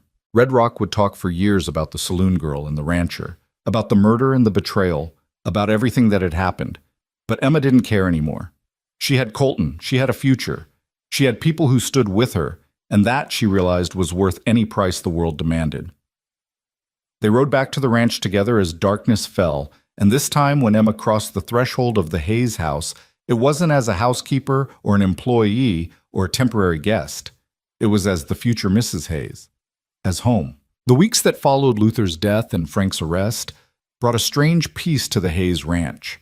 The barn was rebuilt with help from neighboring ranchers who, whatever they thought of Colton and Emma's relationship, respected a man wrongly accused and a woman brave enough to prove his innocence. The cattle were rounded up, the fences repaired, and slowly, the ranch returned to its rhythm of seasons and work. But Emma knew that the real challenge wasn't rebuilding structures or recovering livestock. It was navigating the delicate space between scandal and respectability, between the life they wanted and the life society demanded. Margaret stayed on, ostensibly to help plan the wedding, but Emma suspected it was more to act as chaperone and shield against the worst of the gossip. True to her word, she threw herself into the preparations with military efficiency, writing letters to Austin for proper dress fabric, consulting with the minister, arranging everything with the precision of a general planning a campaign. "You need to understand," Margaret told Emma one afternoon as they sat in the parlor with pattern books spread across the table, "that this wedding isn't just about you and Colton. It's a statement to Red Rock, to the county, to everyone who's whispered about you both. It needs to be done properly, respectably, without a hint of shame." Emma looked up from the ivory silk samples Margaret had insisted were essential. "But there will always be whispers, Margaret. We can't control what people think." "No, but we can control what they see." Margaret's finger tapped a particularly elegant pattern. "This one. Simple but refined. Nothing too ostentatious. You're not trying to play the grand lady. But nothing too plain either, or they'll say Colton's ashamed of you." "Are you sure you wouldn't rather just dress me in armor?" Emma asked wryly. Margaret's lips twitched. "If I thought it would help, I would. But armor doesn't work against gossip." She softened slightly. "Emma, I know this seems excessive, but I've watched society destroy women for less than what you've done. If we present you as a proper bride, if we show the town that Colton values you enough to do this right, then at least some of the poison will lose its sting." Emma reached across the table, squeezed Margaret's hand. "Thank you. For staying, for helping, for not giving up on us. Well, someone has to keep you two from making a complete hash of things." But Margaret's eyes were warm. Besides, Catherine would have wanted this, would have wanted to see Colton happy again. The mention of Catherine should have felt like a shadow falling across the room, but somehow it didn't. Catherine's photographs still graced the mantel and side tables, but they no longer felt like accusations. They felt like memories, bittersweet, but no longer suffocating. Colton had started sleeping in the house again, though in deference to Margaret's presence and propriety's demands, he kept to his own room while Emma kept to hers. But sometimes, late at night, Emma would hear her door open softly, feel the mattress dip as Colton slid in beside her. "We shouldn't," she'd whisper, even as she turned into his embrace. "I know," he'd murmur against her hair, "but I can't stay away." They'd lie together in the darkness, talking in hushed voices about the future, about the ranch, about the life they were building. And before dawn, Colton would slip back to his own room, leaving Emma with the warmth of his presence and the promise of their coming marriage. It was during one of these stolen nights that Colton finally told her the full story of Catherine. "I loved her," he said quietly, his fingers tracing patterns on Emma's shoulder, "but not the way I love you. With Catherine, it was admiration, I suppose. Fascination. She was everything I wasn't, refined, educated, comfortable in social situations I found suffocating. I thought if I could win her, if I could bring her here and build her a grand house, I could somehow become worthy of the life she represented. But she couldn't be happy here," Emma said. "No. And I couldn't be happy trying to be someone I wasn't. We were both chasing versions of each other that didn't exist." His arm tightened around Emma. "The worst part was, I knew. Knew she was miserable, knew the isolation was killing her spirit, but I was too proud to admit failure, too stubborn to let her go back to Austin where she belonged. So I told myself that love would be enough, that eventually she'd adjust, that I was giving her everything she needed." You were giving her everything but what she actually wanted. Yes, and by the time I realized it, by the time I was ready to let her go, to sell the ranch and move to Austin if that's what it took, she was already sick, already dying. His voice roughened. The last thing she said to me was, "I'm sorry." She was apologizing to me for dying, for not being strong enough to survive this life I'd forced on her. Emma rolled to face him, cupped his scarred cheek in her palm. "It wasn't your fault, Colton. You couldn't have known. You did the best you could with what you understood at the time." Did I? Or did I just do what I wanted and dress it up as love? He caught her hand, pressed a kiss to her palm. "That's why I was so afraid with you, why I kept trying to push you away. I couldn't bear the thought of repeating my mistakes, of taking another woman and molding her into something that would destroy her. But I'm not Catherine. I don't need to be molded or shaped or turned into something I'm not." Emma's voice was fierce. "I love this ranch, Colton. I love the work, the land, the rhythm of the seasons. I love the person I am here, the person I'm becoming. You didn't force me into this life. You gave me the freedom to choose it.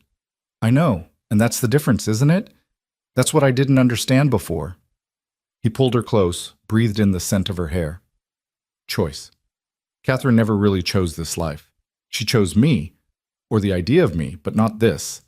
You chose all of it, knowing exactly what you were getting. "I chose you," Emma corrected softly. "Everything else was just details." They fell silent then, holding each other in the darkness. Two people scarred by their pasts, but reaching toward a future neither had dared to imagine. As October deepened into November, the wedding preparations accelerated. Margaret had somehow convinced the minister of the First Baptist Church, the same church whose congregation had whispered about Emma, to perform the ceremony. It took some doing, Emma suspected, and probably involved Margaret's considerable social weight and possibly a generous donation to the church building fund. "He's agreed," Margaret announced one morning at breakfast, setting down her teacup with satisfaction. "November 30th, 2 o'clock in the afternoon. The church will be decorated with autumn flowers, and afterward we'll have a small reception here at the house." Colton looked up from his eggs. 2 o'clock? Margaret, that doesn't give the ranch hands time to clean up after morning work. The ranch hands aren't invited to the ceremony itself, just the reception afterward. What? Colton's fork clattered to his plate. "Margaret, these men stood by me when I was accused of murder. Tom, Martha, the others, their family. I'm not getting married without them there." "Colton, be reasonable. The church congregation is barely tolerating this wedding as it is. If you fill the pews with cowboys and saloon workers, you'll undermine everything we're trying to accomplish." "What we're trying to accomplish is get married, not stage a performance for people whose opinions I don't value." Emma watched them argue, feeling the familiar weight of impossible choices. She wanted Colton to have the wedding he deserved, wanted the people who'd stood by them to witness their vows. But she also understood Margaret's point, that every detail of this wedding would be scrutinized, judged, used as ammunition by those who wanted to see them fail. "What if we compromise?" she said quietly. Both Margaret and Colton turned to her. "We have the ceremony at the church, small and proper, with whoever the congregation deems acceptable. But afterward we have a second celebration here. A real one, with everyone who matters to us. The ranch hands, Martha, anyone who wants to come. We make the church ceremony about satisfying society and the ranch celebration about us." Margaret considered this.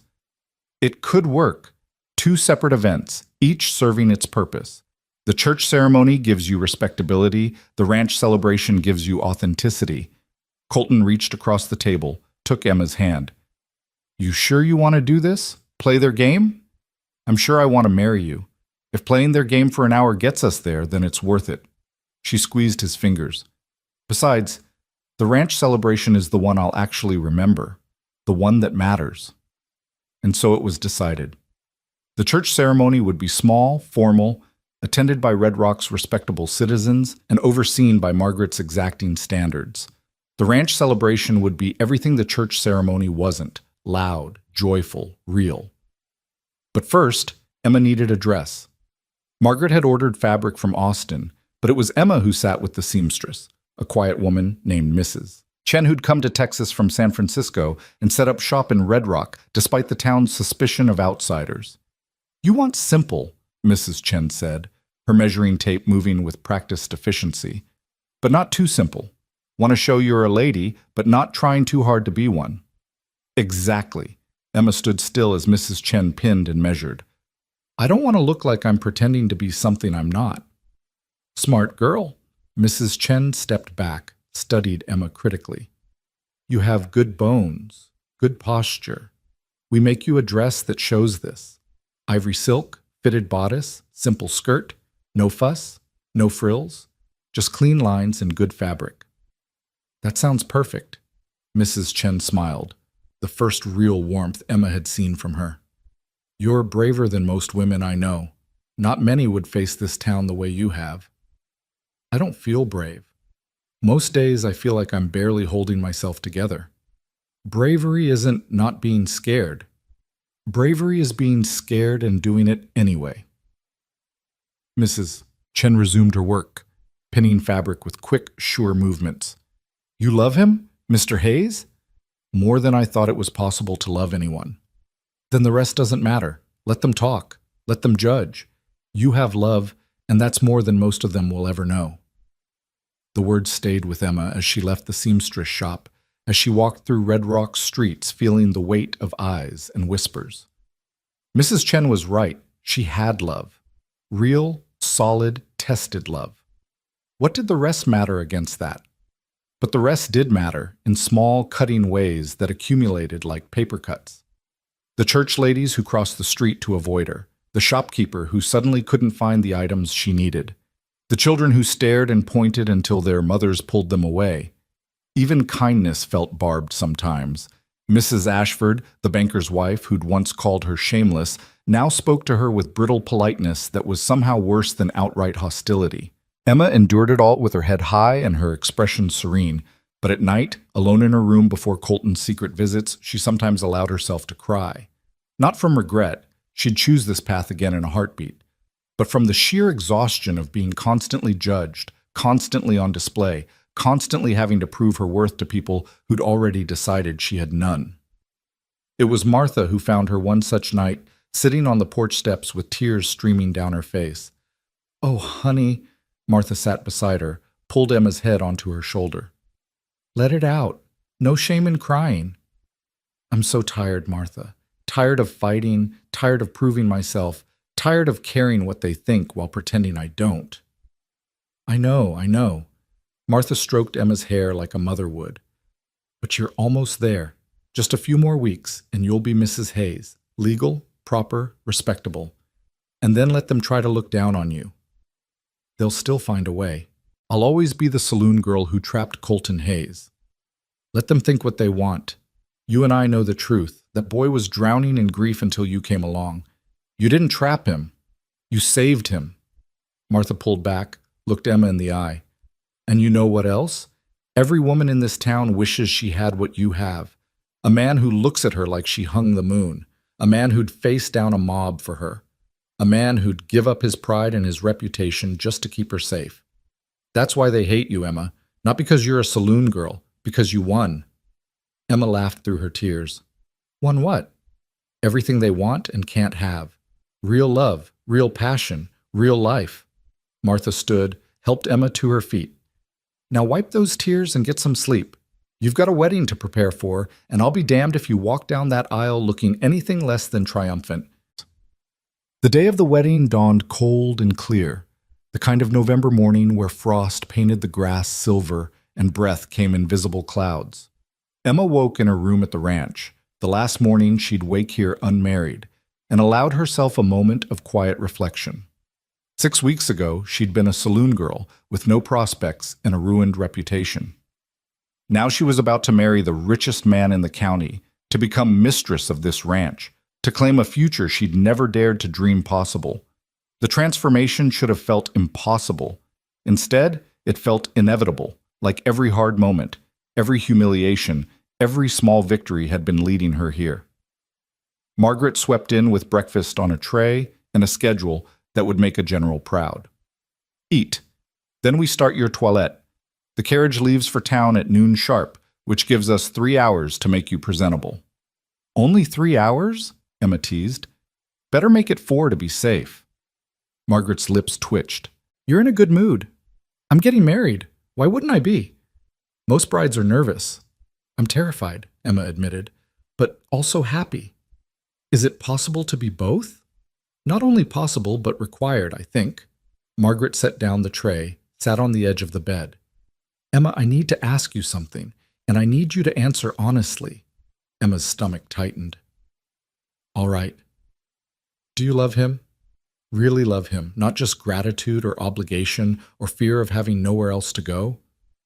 I love him, truly, completely, without reservation. Margaret studied her face, searching for deception and finding none. Good. Because the life you're choosing, it won't be easy. The gossip will continue, maybe forever. There will always be people who see you as less than, who judge you for your past. You need to be sure that Colton is worth that price. He is. And Margaret? Emma met her eyes steadily. This isn't about choosing the easy path or the hard one. It's about choosing the true one. The one that makes me who I'm meant to be. Colton is part of that truth. This ranch is part of it. Even the struggle is part of it. I'm more myself here, fighting for this life, than I ever was trying to survive in Red Rock. Margaret nodded slowly, something like approval in her eyes. Then let's make you a bride worthy of that truth. The transformation took exactly 3 hours. Martha arrived to help, along with Mrs. Chen with the finished dress. They bathed Emma, styled her hair in an elegant updo with a few loose curls framing her face, applied subtle cosmetics that enhanced rather than masked. The dress was everything Mrs. Chen had promised, simple, elegant, fitted perfectly to Emma's slender frame. The ivory silk caught the light like pearls, and the cut was modern without being scandalous. When Emma looked in the mirror, she barely recognized herself. She looked like a lady, like someone who belonged in a grand house, someone worthy of respect. You're beautiful, Martha said, her voice thick with emotion. Catherine's veil, Margaret said quietly, holding out a length of delicate lace. I brought it from Austin. She'd want you to have it. Emma's breath caught. Margaret, I can't. That's too much. You can, and you will. Catherine would have loved you, Emma, would have appreciated your strength, your resilience, and she'd want Colton to be happy. This is my way of honoring both of you. Margaret's hands were gentle as she arranged the veil. Besides, it's tradition, something old. The dress is new, Martha supplied. The pearls I'm lending you are borrowed. And for something blue, she produced a garter with a small blue ribbon. Handmade by yours truly. Emma looked at these women, Margaret, who'd been so opposed to her at first, Martha, who'd defended her since the beginning, and felt tears prick her eyes. Thank you, both of you, for everything. Well, don't you dare cry and ruin that face, Martha ordered, but her own eyes were suspiciously bright. Save the tears for the ceremony. The church was packed when they arrived, every pew filled with Red Rock citizens dressed in their Sunday best. Emma saw Mrs. Ashford in the front row, her face a mask of stiff propriety. Saw the shopkeepers and their wives, the ranchers and their families, all the people who'd whispered about her now gathered to witness her triumph or her downfall, depending on their perspective. But she also saw friendly faces. Old Tom, scrubbed clean and wearing a suit that had probably last seen daylight at a funeral. Some of the ranch hands in the back pews, their presence a quiet act of loyalty. And there, at the altar, standing tall and handsome in a new black suit, was Colton. Their eyes met across the church, and the rest of the world fell away. Emma saw love in his gaze, yes, but also promise, commitment, the vow that whatever came next, they'd face it together. Margaret walked her down the aisle. There was no father to give her away, no family to stand with her, but Margaret's hand was steady on her arm, a silent statement that Emma Clark wasn't alone, wasn't without supporters, wasn't the friendless orphan the town believed her to be. When they reached the altar, Colton took her hand, his grip warm and sure. The minister began the ceremony, his voice echoing in the vaulted space, speaking of love and honor and faithfulness. Emma heard the words distantly, too focused on Colton's face, on the reality of this moment to fully process the traditional phrases. But when it came time for the vows, she spoke clearly, her voice steady and sure. I, Emma Clark, take you, Colton Hayes, to be my lawfully wedded husband, to have and to hold, from this day forward, for better or for worse, for richer or for poorer, in sickness and in health, until death do us part. Colton's vows were equally firm, his deep voice carrying through the church. I, Colton Hayes, take you, Emma Clark, to be my lawfully wedded wife, to have and to hold, from this day forward, for better or for worse, for richer or for poorer, in sickness and in health, until death do us part. This I pledge before God and these witnesses. The rings, simple gold bands that had been Catherine's idea, Margaret had told her, a match set bought long ago, slid onto their fingers. And then the minister was pronouncing them husband and wife, and Colton was lifting her veil and kissing her, and the church erupted in polite applause. They walked back down the aisle together, and Emma saw tears on Martha's face, approval on Margaret's, satisfaction on Tom's. But she also saw doubt, judgment, whispered conversations behind gloved hands. The town of Red Rock had witnessed her wedding, but they hadn't changed their minds about her. And Emma realized with sudden clarity that she didn't care. Let them doubt. Let them whisper. She was Emma Hayes now, wife to the man she loved, mistress of a ranch she was helping to build, a woman who'd proven her courage and her worth. Their opinions couldn't touch that truth. The reception at the ranch was everything the church ceremony wasn't. Tom had organized the hands to set up tables in the yard, and somehow they'd gathered food, roasted beef, fresh bread, pies, and cakes, contributed by neighbors who might not approve, but who respected the tradition of celebrating a wedding. Someone had brought a fiddle, another a guitar, and soon music filled the air. Emma changed from her wedding dress into a simpler gown, one she could actually move in, and joined the celebration. She danced with Colton, with Tom, with ranch hands who bowed awkwardly and stepped on her toes. She laughed with Martha, toasted with Margaret, accepted congratulations from gruff cowboys who admitted they'd been wrong about her. As the sun set and lanterns were lit, Colton pulled her aside into the quiet of the newly rebuilt barn. The smell of fresh lumber and hay surrounded them, and through the open doors they could see the celebration continuing. "Happy?" he asked, his arms around her waist. Deliriously. Emma leaned into him, though I suspect we've scandalized half of Red Rock. Only half? I'm disappointed. I was aiming for at least 3/4. His smile faded into something more serious. Emma, I need to tell you something. About this ranch. About our future. Her heart clenched. What is it? I've been thinking about what you said, about choice, about how Catherine never really chose this life, but you did. He took a breath. I want you to have choices too, real ones. So I've set up an account in your name, money that's yours alone. Enough that if you ever want to leave, if this life ever becomes too much, you can. No questions, no obligations, just freedom. Emma stared at him, processing what he was saying. He was giving her an escape route, even now, even after they were married, giving her the power to walk away if she wanted to. Colton Hayes, you are the most frustrating, wonderful, impossible man. She cupped his face in her hands. I don't want an escape route. I don't need one. I chose this life, chose you, and I'm not going anywhere. But, her voice softened. Thank you for trusting me with that choice, for understanding that love isn't about trapping someone, it's about setting them free. And you choose to stay? Every day for the rest of my life, I'll choose to stay. He kissed her then, deep and thorough, a kiss that tasted of promise and forever. When they broke apart, both breathless, Colton rested his forehead against hers. I love you, Emma Hayes. I love you too. They stood there in the barn, holding each other while outside the celebration continued, and Emma felt something click into place. This was home. Not just the ranch or the house, but this, being held by someone who loved her, choosing each day to build a life together, finding peace in the midst of struggle. The months that followed brought new rhythms to the Hayes ranch. Emma threw herself into making the house a true home. Not the shrine to Catherine it had been, but a living space that reflected both her and Colton. She kept some of Catherine's things, the pieces that had beauty or meaning, but she added her own touches too. Her mother's Bible on the mantle, wildflowers in mason jars, Curtains she'd sewn herself in cheerful calico instead of Catherine's heavy brocade.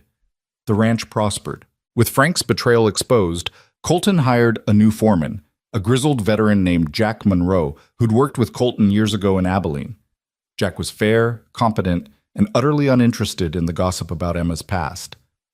"Don't care where a person comes from," he told her gruffly. "Only care where they're going." Emma found her own role on the ranch. She wasn't content to be just a housewife, and Colton didn't expect her to be.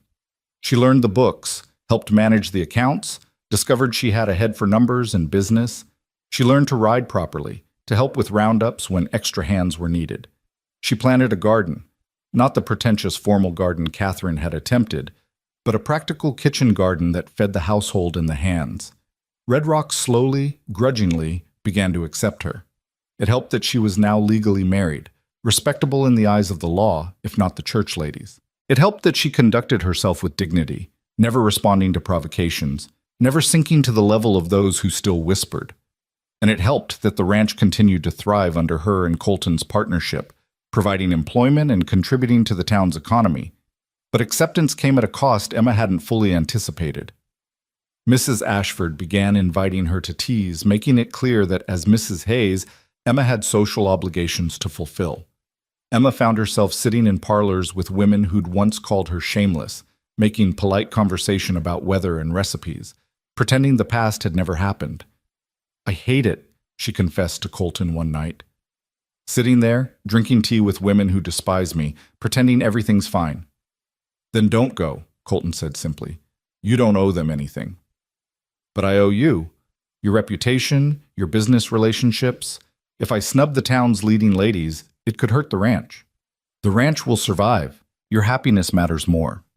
"Does it? Or are we just repeating the pattern with Catherine, where your desires override practical concerns?" Colton pulled back, stung. "That's not fair. Isn't it? You say my happiness matters, but what about the ranch's success? What about our future? What about the children we might have someday, who'll need this community's acceptance?" Emma softened, touched his cheek. "I'm not Catherine, Colton. I'm not going to wither from a few uncomfortable teas. But I need you to acknowledge that sometimes doing what's right for us means doing things we'd rather not." He was quiet for a long moment. "You're right. I'm sorry. I keep trying so hard not to repeat my mistakes with Catherine that I'm not seeing you clearly, not seeing what you need, what you're strong enough to handle. What I need is for you to trust that I know my own limits. If the teas become truly unbearable, I'll stop going. But for now, for the sake of our future, I can endure a few hours of Mrs. Ashford's company." "You're remarkable, you know that?" Emma laughed. "I'm practical. There's a difference." But the teas did serve a purpose beyond social obligation. Through careful listening and strategic questions, Emma began to understand Red Rock's true power structures. Mrs. Ashford might rule the social sphere, but her husband controlled the bank. The minister's wife had surprising influence over her husband's sermons.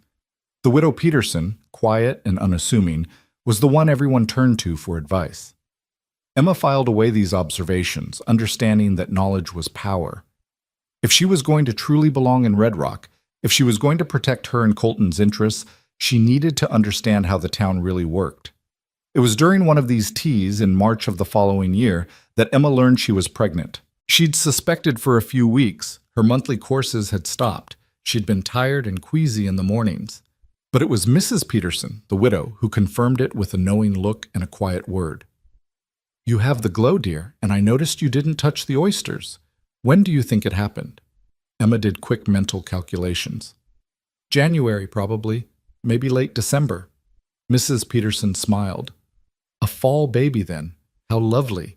Have you told Mr. Hayes?" "Not yet. I wanted to be sure." "Oh, you're sure. Trust me, I've seen enough women in your condition to know." Mrs. Peterson patted her hand. "This is wonderful news, Emma. A baby will cement your place here, make even the staunchest critics accept you as a permanent part of Red Rock society." Emma wasn't sure how she felt about that, the idea that a baby would be her ticket to acceptance, as if growing a child were just another social strategy. But she couldn't deny the flutter of joy, of anticipation. A baby. Her and Colton's child. a new life built from their love. She told him that night, in their bed with moonlight streaming through the windows. "Colton, I'm pregnant." He went very still. For a moment, Emma feared his reaction, feared the memories of Catherine, of loss, of all the ways bringing a child into this world could go wrong. Then he rolled to face her, his hand settling gently on her still flat stomach, and she saw wonder in his eyes. "Pregnant. We're going to have a baby." "Yes.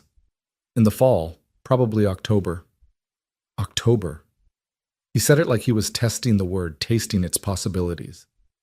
"Emma, are you happy about this? Truly happy?" "I'm terrified and thrilled in equal measure. Is that normal?" "I think it might be." His hand moved in slow circles on her stomach. "I'm scared too. Scared something will go wrong. Scared I'll fail you the way I failed Catherine. You didn't fail Catherine, and you won't fail me or this baby." Emma covered his hand with hers. "We're different, Colton. Stronger. We know what we're walking into, and we have each other." "We do." He pulled her close, buried his face in her hair. "God, Emma, I love you. I love you so much, and now there's going to be someone else to love. Someone we made together. I love you too." Emma held him tight, feeling the tremor of emotion running through him. "We're going to be all right, all three of us." The pregnancy progressed smoothly through spring and into summer. Emma's body changed, growing round with life, and she found herself both fascinated and frustrated by the transformation. She couldn't ride as easily, couldn't help with the heavy ranch work, had to content herself with lighter tasks and the endless bookkeeping. But she also found unexpected support. Margaret returned from Austin when she heard the news, taking up residence once more in the guest room. "Someone needs to make sure you don't overexert yourself," she declared, though her eyes were soft with emotion. "Besides, I want to be here when my niece or nephew arrives."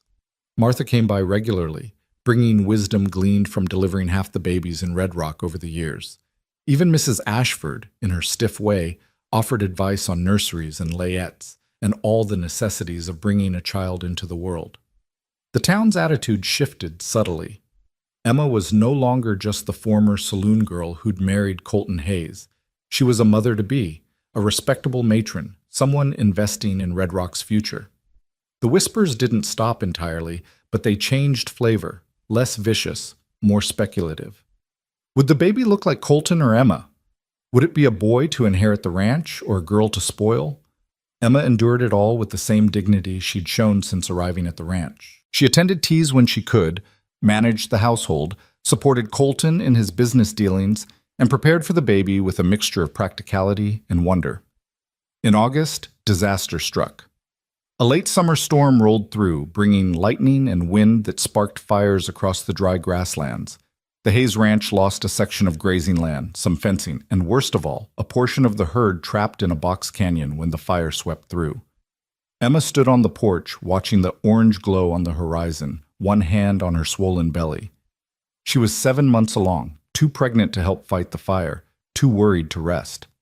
Colton was out there with the men, battling flames and trying to save what they could. Margaret found her there as dawn broke, still standing vigil. "Come inside, Emma. You'll exhaust yourself." "I can't. Not until he's back safe." "He'll be fine. Colton survived worse than a prairie fire." "Has he?" Emma turned to her, and Margaret saw the fear naked on her face. "Has he survived losing everything while his wife was pregnant? Has he survived building a life only to watch it burn?" Margaret's face softened with understanding. "You're thinking of Catherine, of what she went through, isolated and lonely while Colton built his empire. I'm thinking that history has a terrible way of repeating itself. What if this is how it starts? What if the fire is just the beginning, and we lose the ranch, lose everything, and I end up like Catherine, broken by this life, unable to survive it?" "Emma." Margaret gripped her shoulders, firm and steady. "You are nothing like Catherine. Catherine was a gentle soul, beautiful and kind, but not built for hardship. You? You're steel wrapped in silk. You've survived poverty, scandal, attempted murder. A prairie fire isn't going to break you. But what if it breaks Colton? What if losing the ranch destroys the man I love? Then you'll build him back up, the same way he built you up when you had nothing. That's what marriage is, Emma. Not the romance and the passion, though those are lovely, but the rebuilding, the constant, patient work of putting each other back together when life tries to tear you apart. Emma leaned into Margaret's embrace, taking comfort in her strength. I'm so scared. I know, but being scared doesn't mean you're weak. It means you have something worth protecting. Colton returned 3 hours later, covered in soot and ash, exhausted but alive. Emma flew to him, or as close to flying as she could manage with her pregnant belly, and he caught her, held her, buried his face in her hair. The fire? She asked. Contained. We lost 30 head of cattle, some grazing land. Could have been worse. He pulled back, studied her face. You're all right? The baby? We're fine. Worried but fine. Emma cupped his ash-stained cheek. The ranch. The ranch will recover. It always does. His hand settled on her belly. That's the thing about building something real, Emma. Fire can burn it, drought can starve it, storms can batter it. But as long as the people who love it are still standing, it can always come back. And it did. The ranch hands worked double shifts to repair the damage. Neighbors, even ones who'd been critical of Emma, contributed feed for the surviving cattle, helped rebuild fencing. Red Rock, for all its flaws, took care of its own when disaster struck. By September, the worst of the damage was repaired. The ranch wouldn't have as profitable a year as they'd hoped, but it would survive. Emma, now heavily pregnant and unable to do much beyond manage the household accounts, watched Colton and the men work with a fierce pride.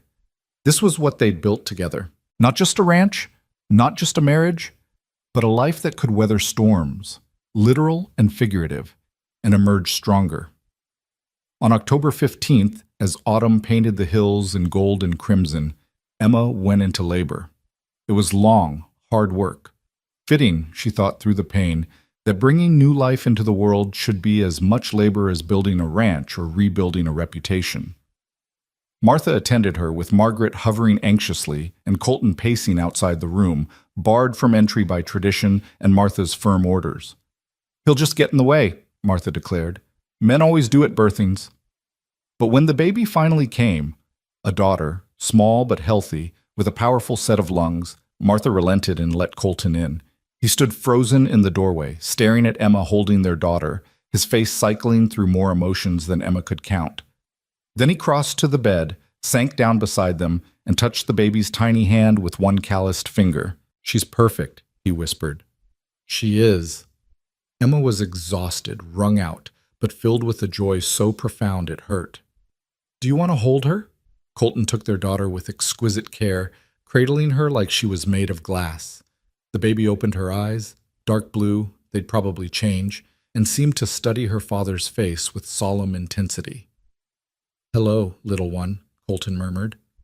I'm your father, and I promise you, I'm going to do better by you than I did by your mother at first. I'm going to love you, protect you, and give you the freedom to choose your own path, whatever that path is. Emma's eyes filled with tears. This was what she'd hoped for, what she'd dreamed of in those dark days in the saloon when hope seemed impossible. A family, love, a future. What should we name her? Colton asked. Emma had thought about this, had a suggestion ready. Hope. I want to name her Hope. Colton looked at her, understanding dawning. For the future. For the future, Emma agreed, and for the past, for everything we survived to get here. Hope Hayes. He tested the name, smiled. It's perfect. Margaret appeared in the doorway, her stern expression melting when she saw the baby. May I? Colton carefully transferred Hope to Margaret's arms. The older woman looked down at the infant, and Emma saw tears tracking down her cheeks. She has Catherine's eyes, Margaret whispered. The shape of them, anyway. And your stubborn chin, Colton. She looked at Emma. You did well, my dear. Very well indeed. The days that followed were a blur of sleepless nights and endless feedings, of learning to be a mother while still being a wife and a rancher, and all the other roles Emma had taken on. But through it all, she felt a contentment she'd never known before. This was her life. Not the one she'd been born to, not the one circumstances had forced on her, but the one she'd chosen. The one she'd fought for, bled for, nearly died for. And it was beautiful. Red Rock, slowly but surely, completed its transformation in how it viewed Emma. The former saloon girl was gone, replaced by Mrs. Emma Hayes, mother, rancher's wife, pillar of the community whether the community wanted to admit it or not. She still wasn't invited to the most exclusive gatherings, still heard whispers occasionally, but the poison had been drawn. She'd proven herself through her marriage, her strength, her baby, and even Red Rock's most critical citizens had to acknowledge it. On a crisp November afternoon, exactly 1 year after her wedding, Emma stood in her garden with Hope on her hip, watching Colton and the ranch hands work on expanding the barn. The baby babbled happily, grabbing at Emma's hair, and Emma laughed, kissing her daughter's soft head. Margaret joined her, carrying a basket of vegetables they'd harvested together. "Happy anniversary." "Thank you. Hard to believe it's been a year." "Hard to believe it's only been a year." "You've lived a lifetime since you came to Red Rock." Margaret set down the basket, touched Hope's cheek gently. "You've built something remarkable here, Emma. Not just a family or a ranch, but a life. A real, true life. We built it. All of us." Emma looked at the house, at the garden, at Colton working in the distance. "It's not what I expected, not what anyone expected, but it's ours. That's all that matters in the end, isn't it? That it's yours, built by your choices, sustained by your love."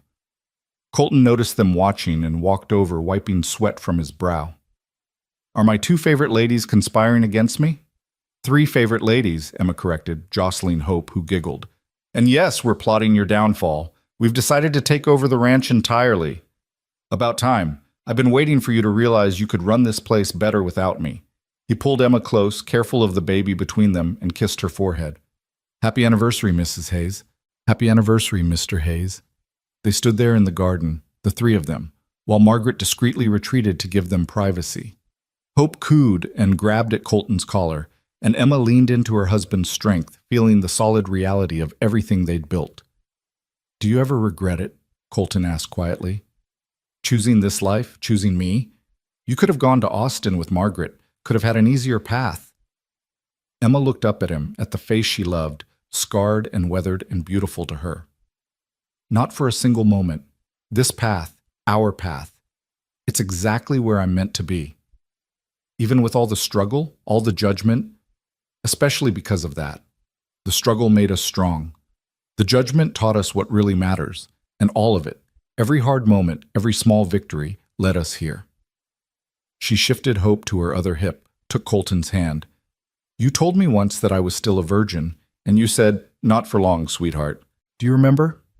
He laughed, the sound warm and rich. "I remember thinking it, not saying it." "Well, you were right, not for long. But it wasn't just about my virginity. It was about everything, my innocence, my fear, my smallness.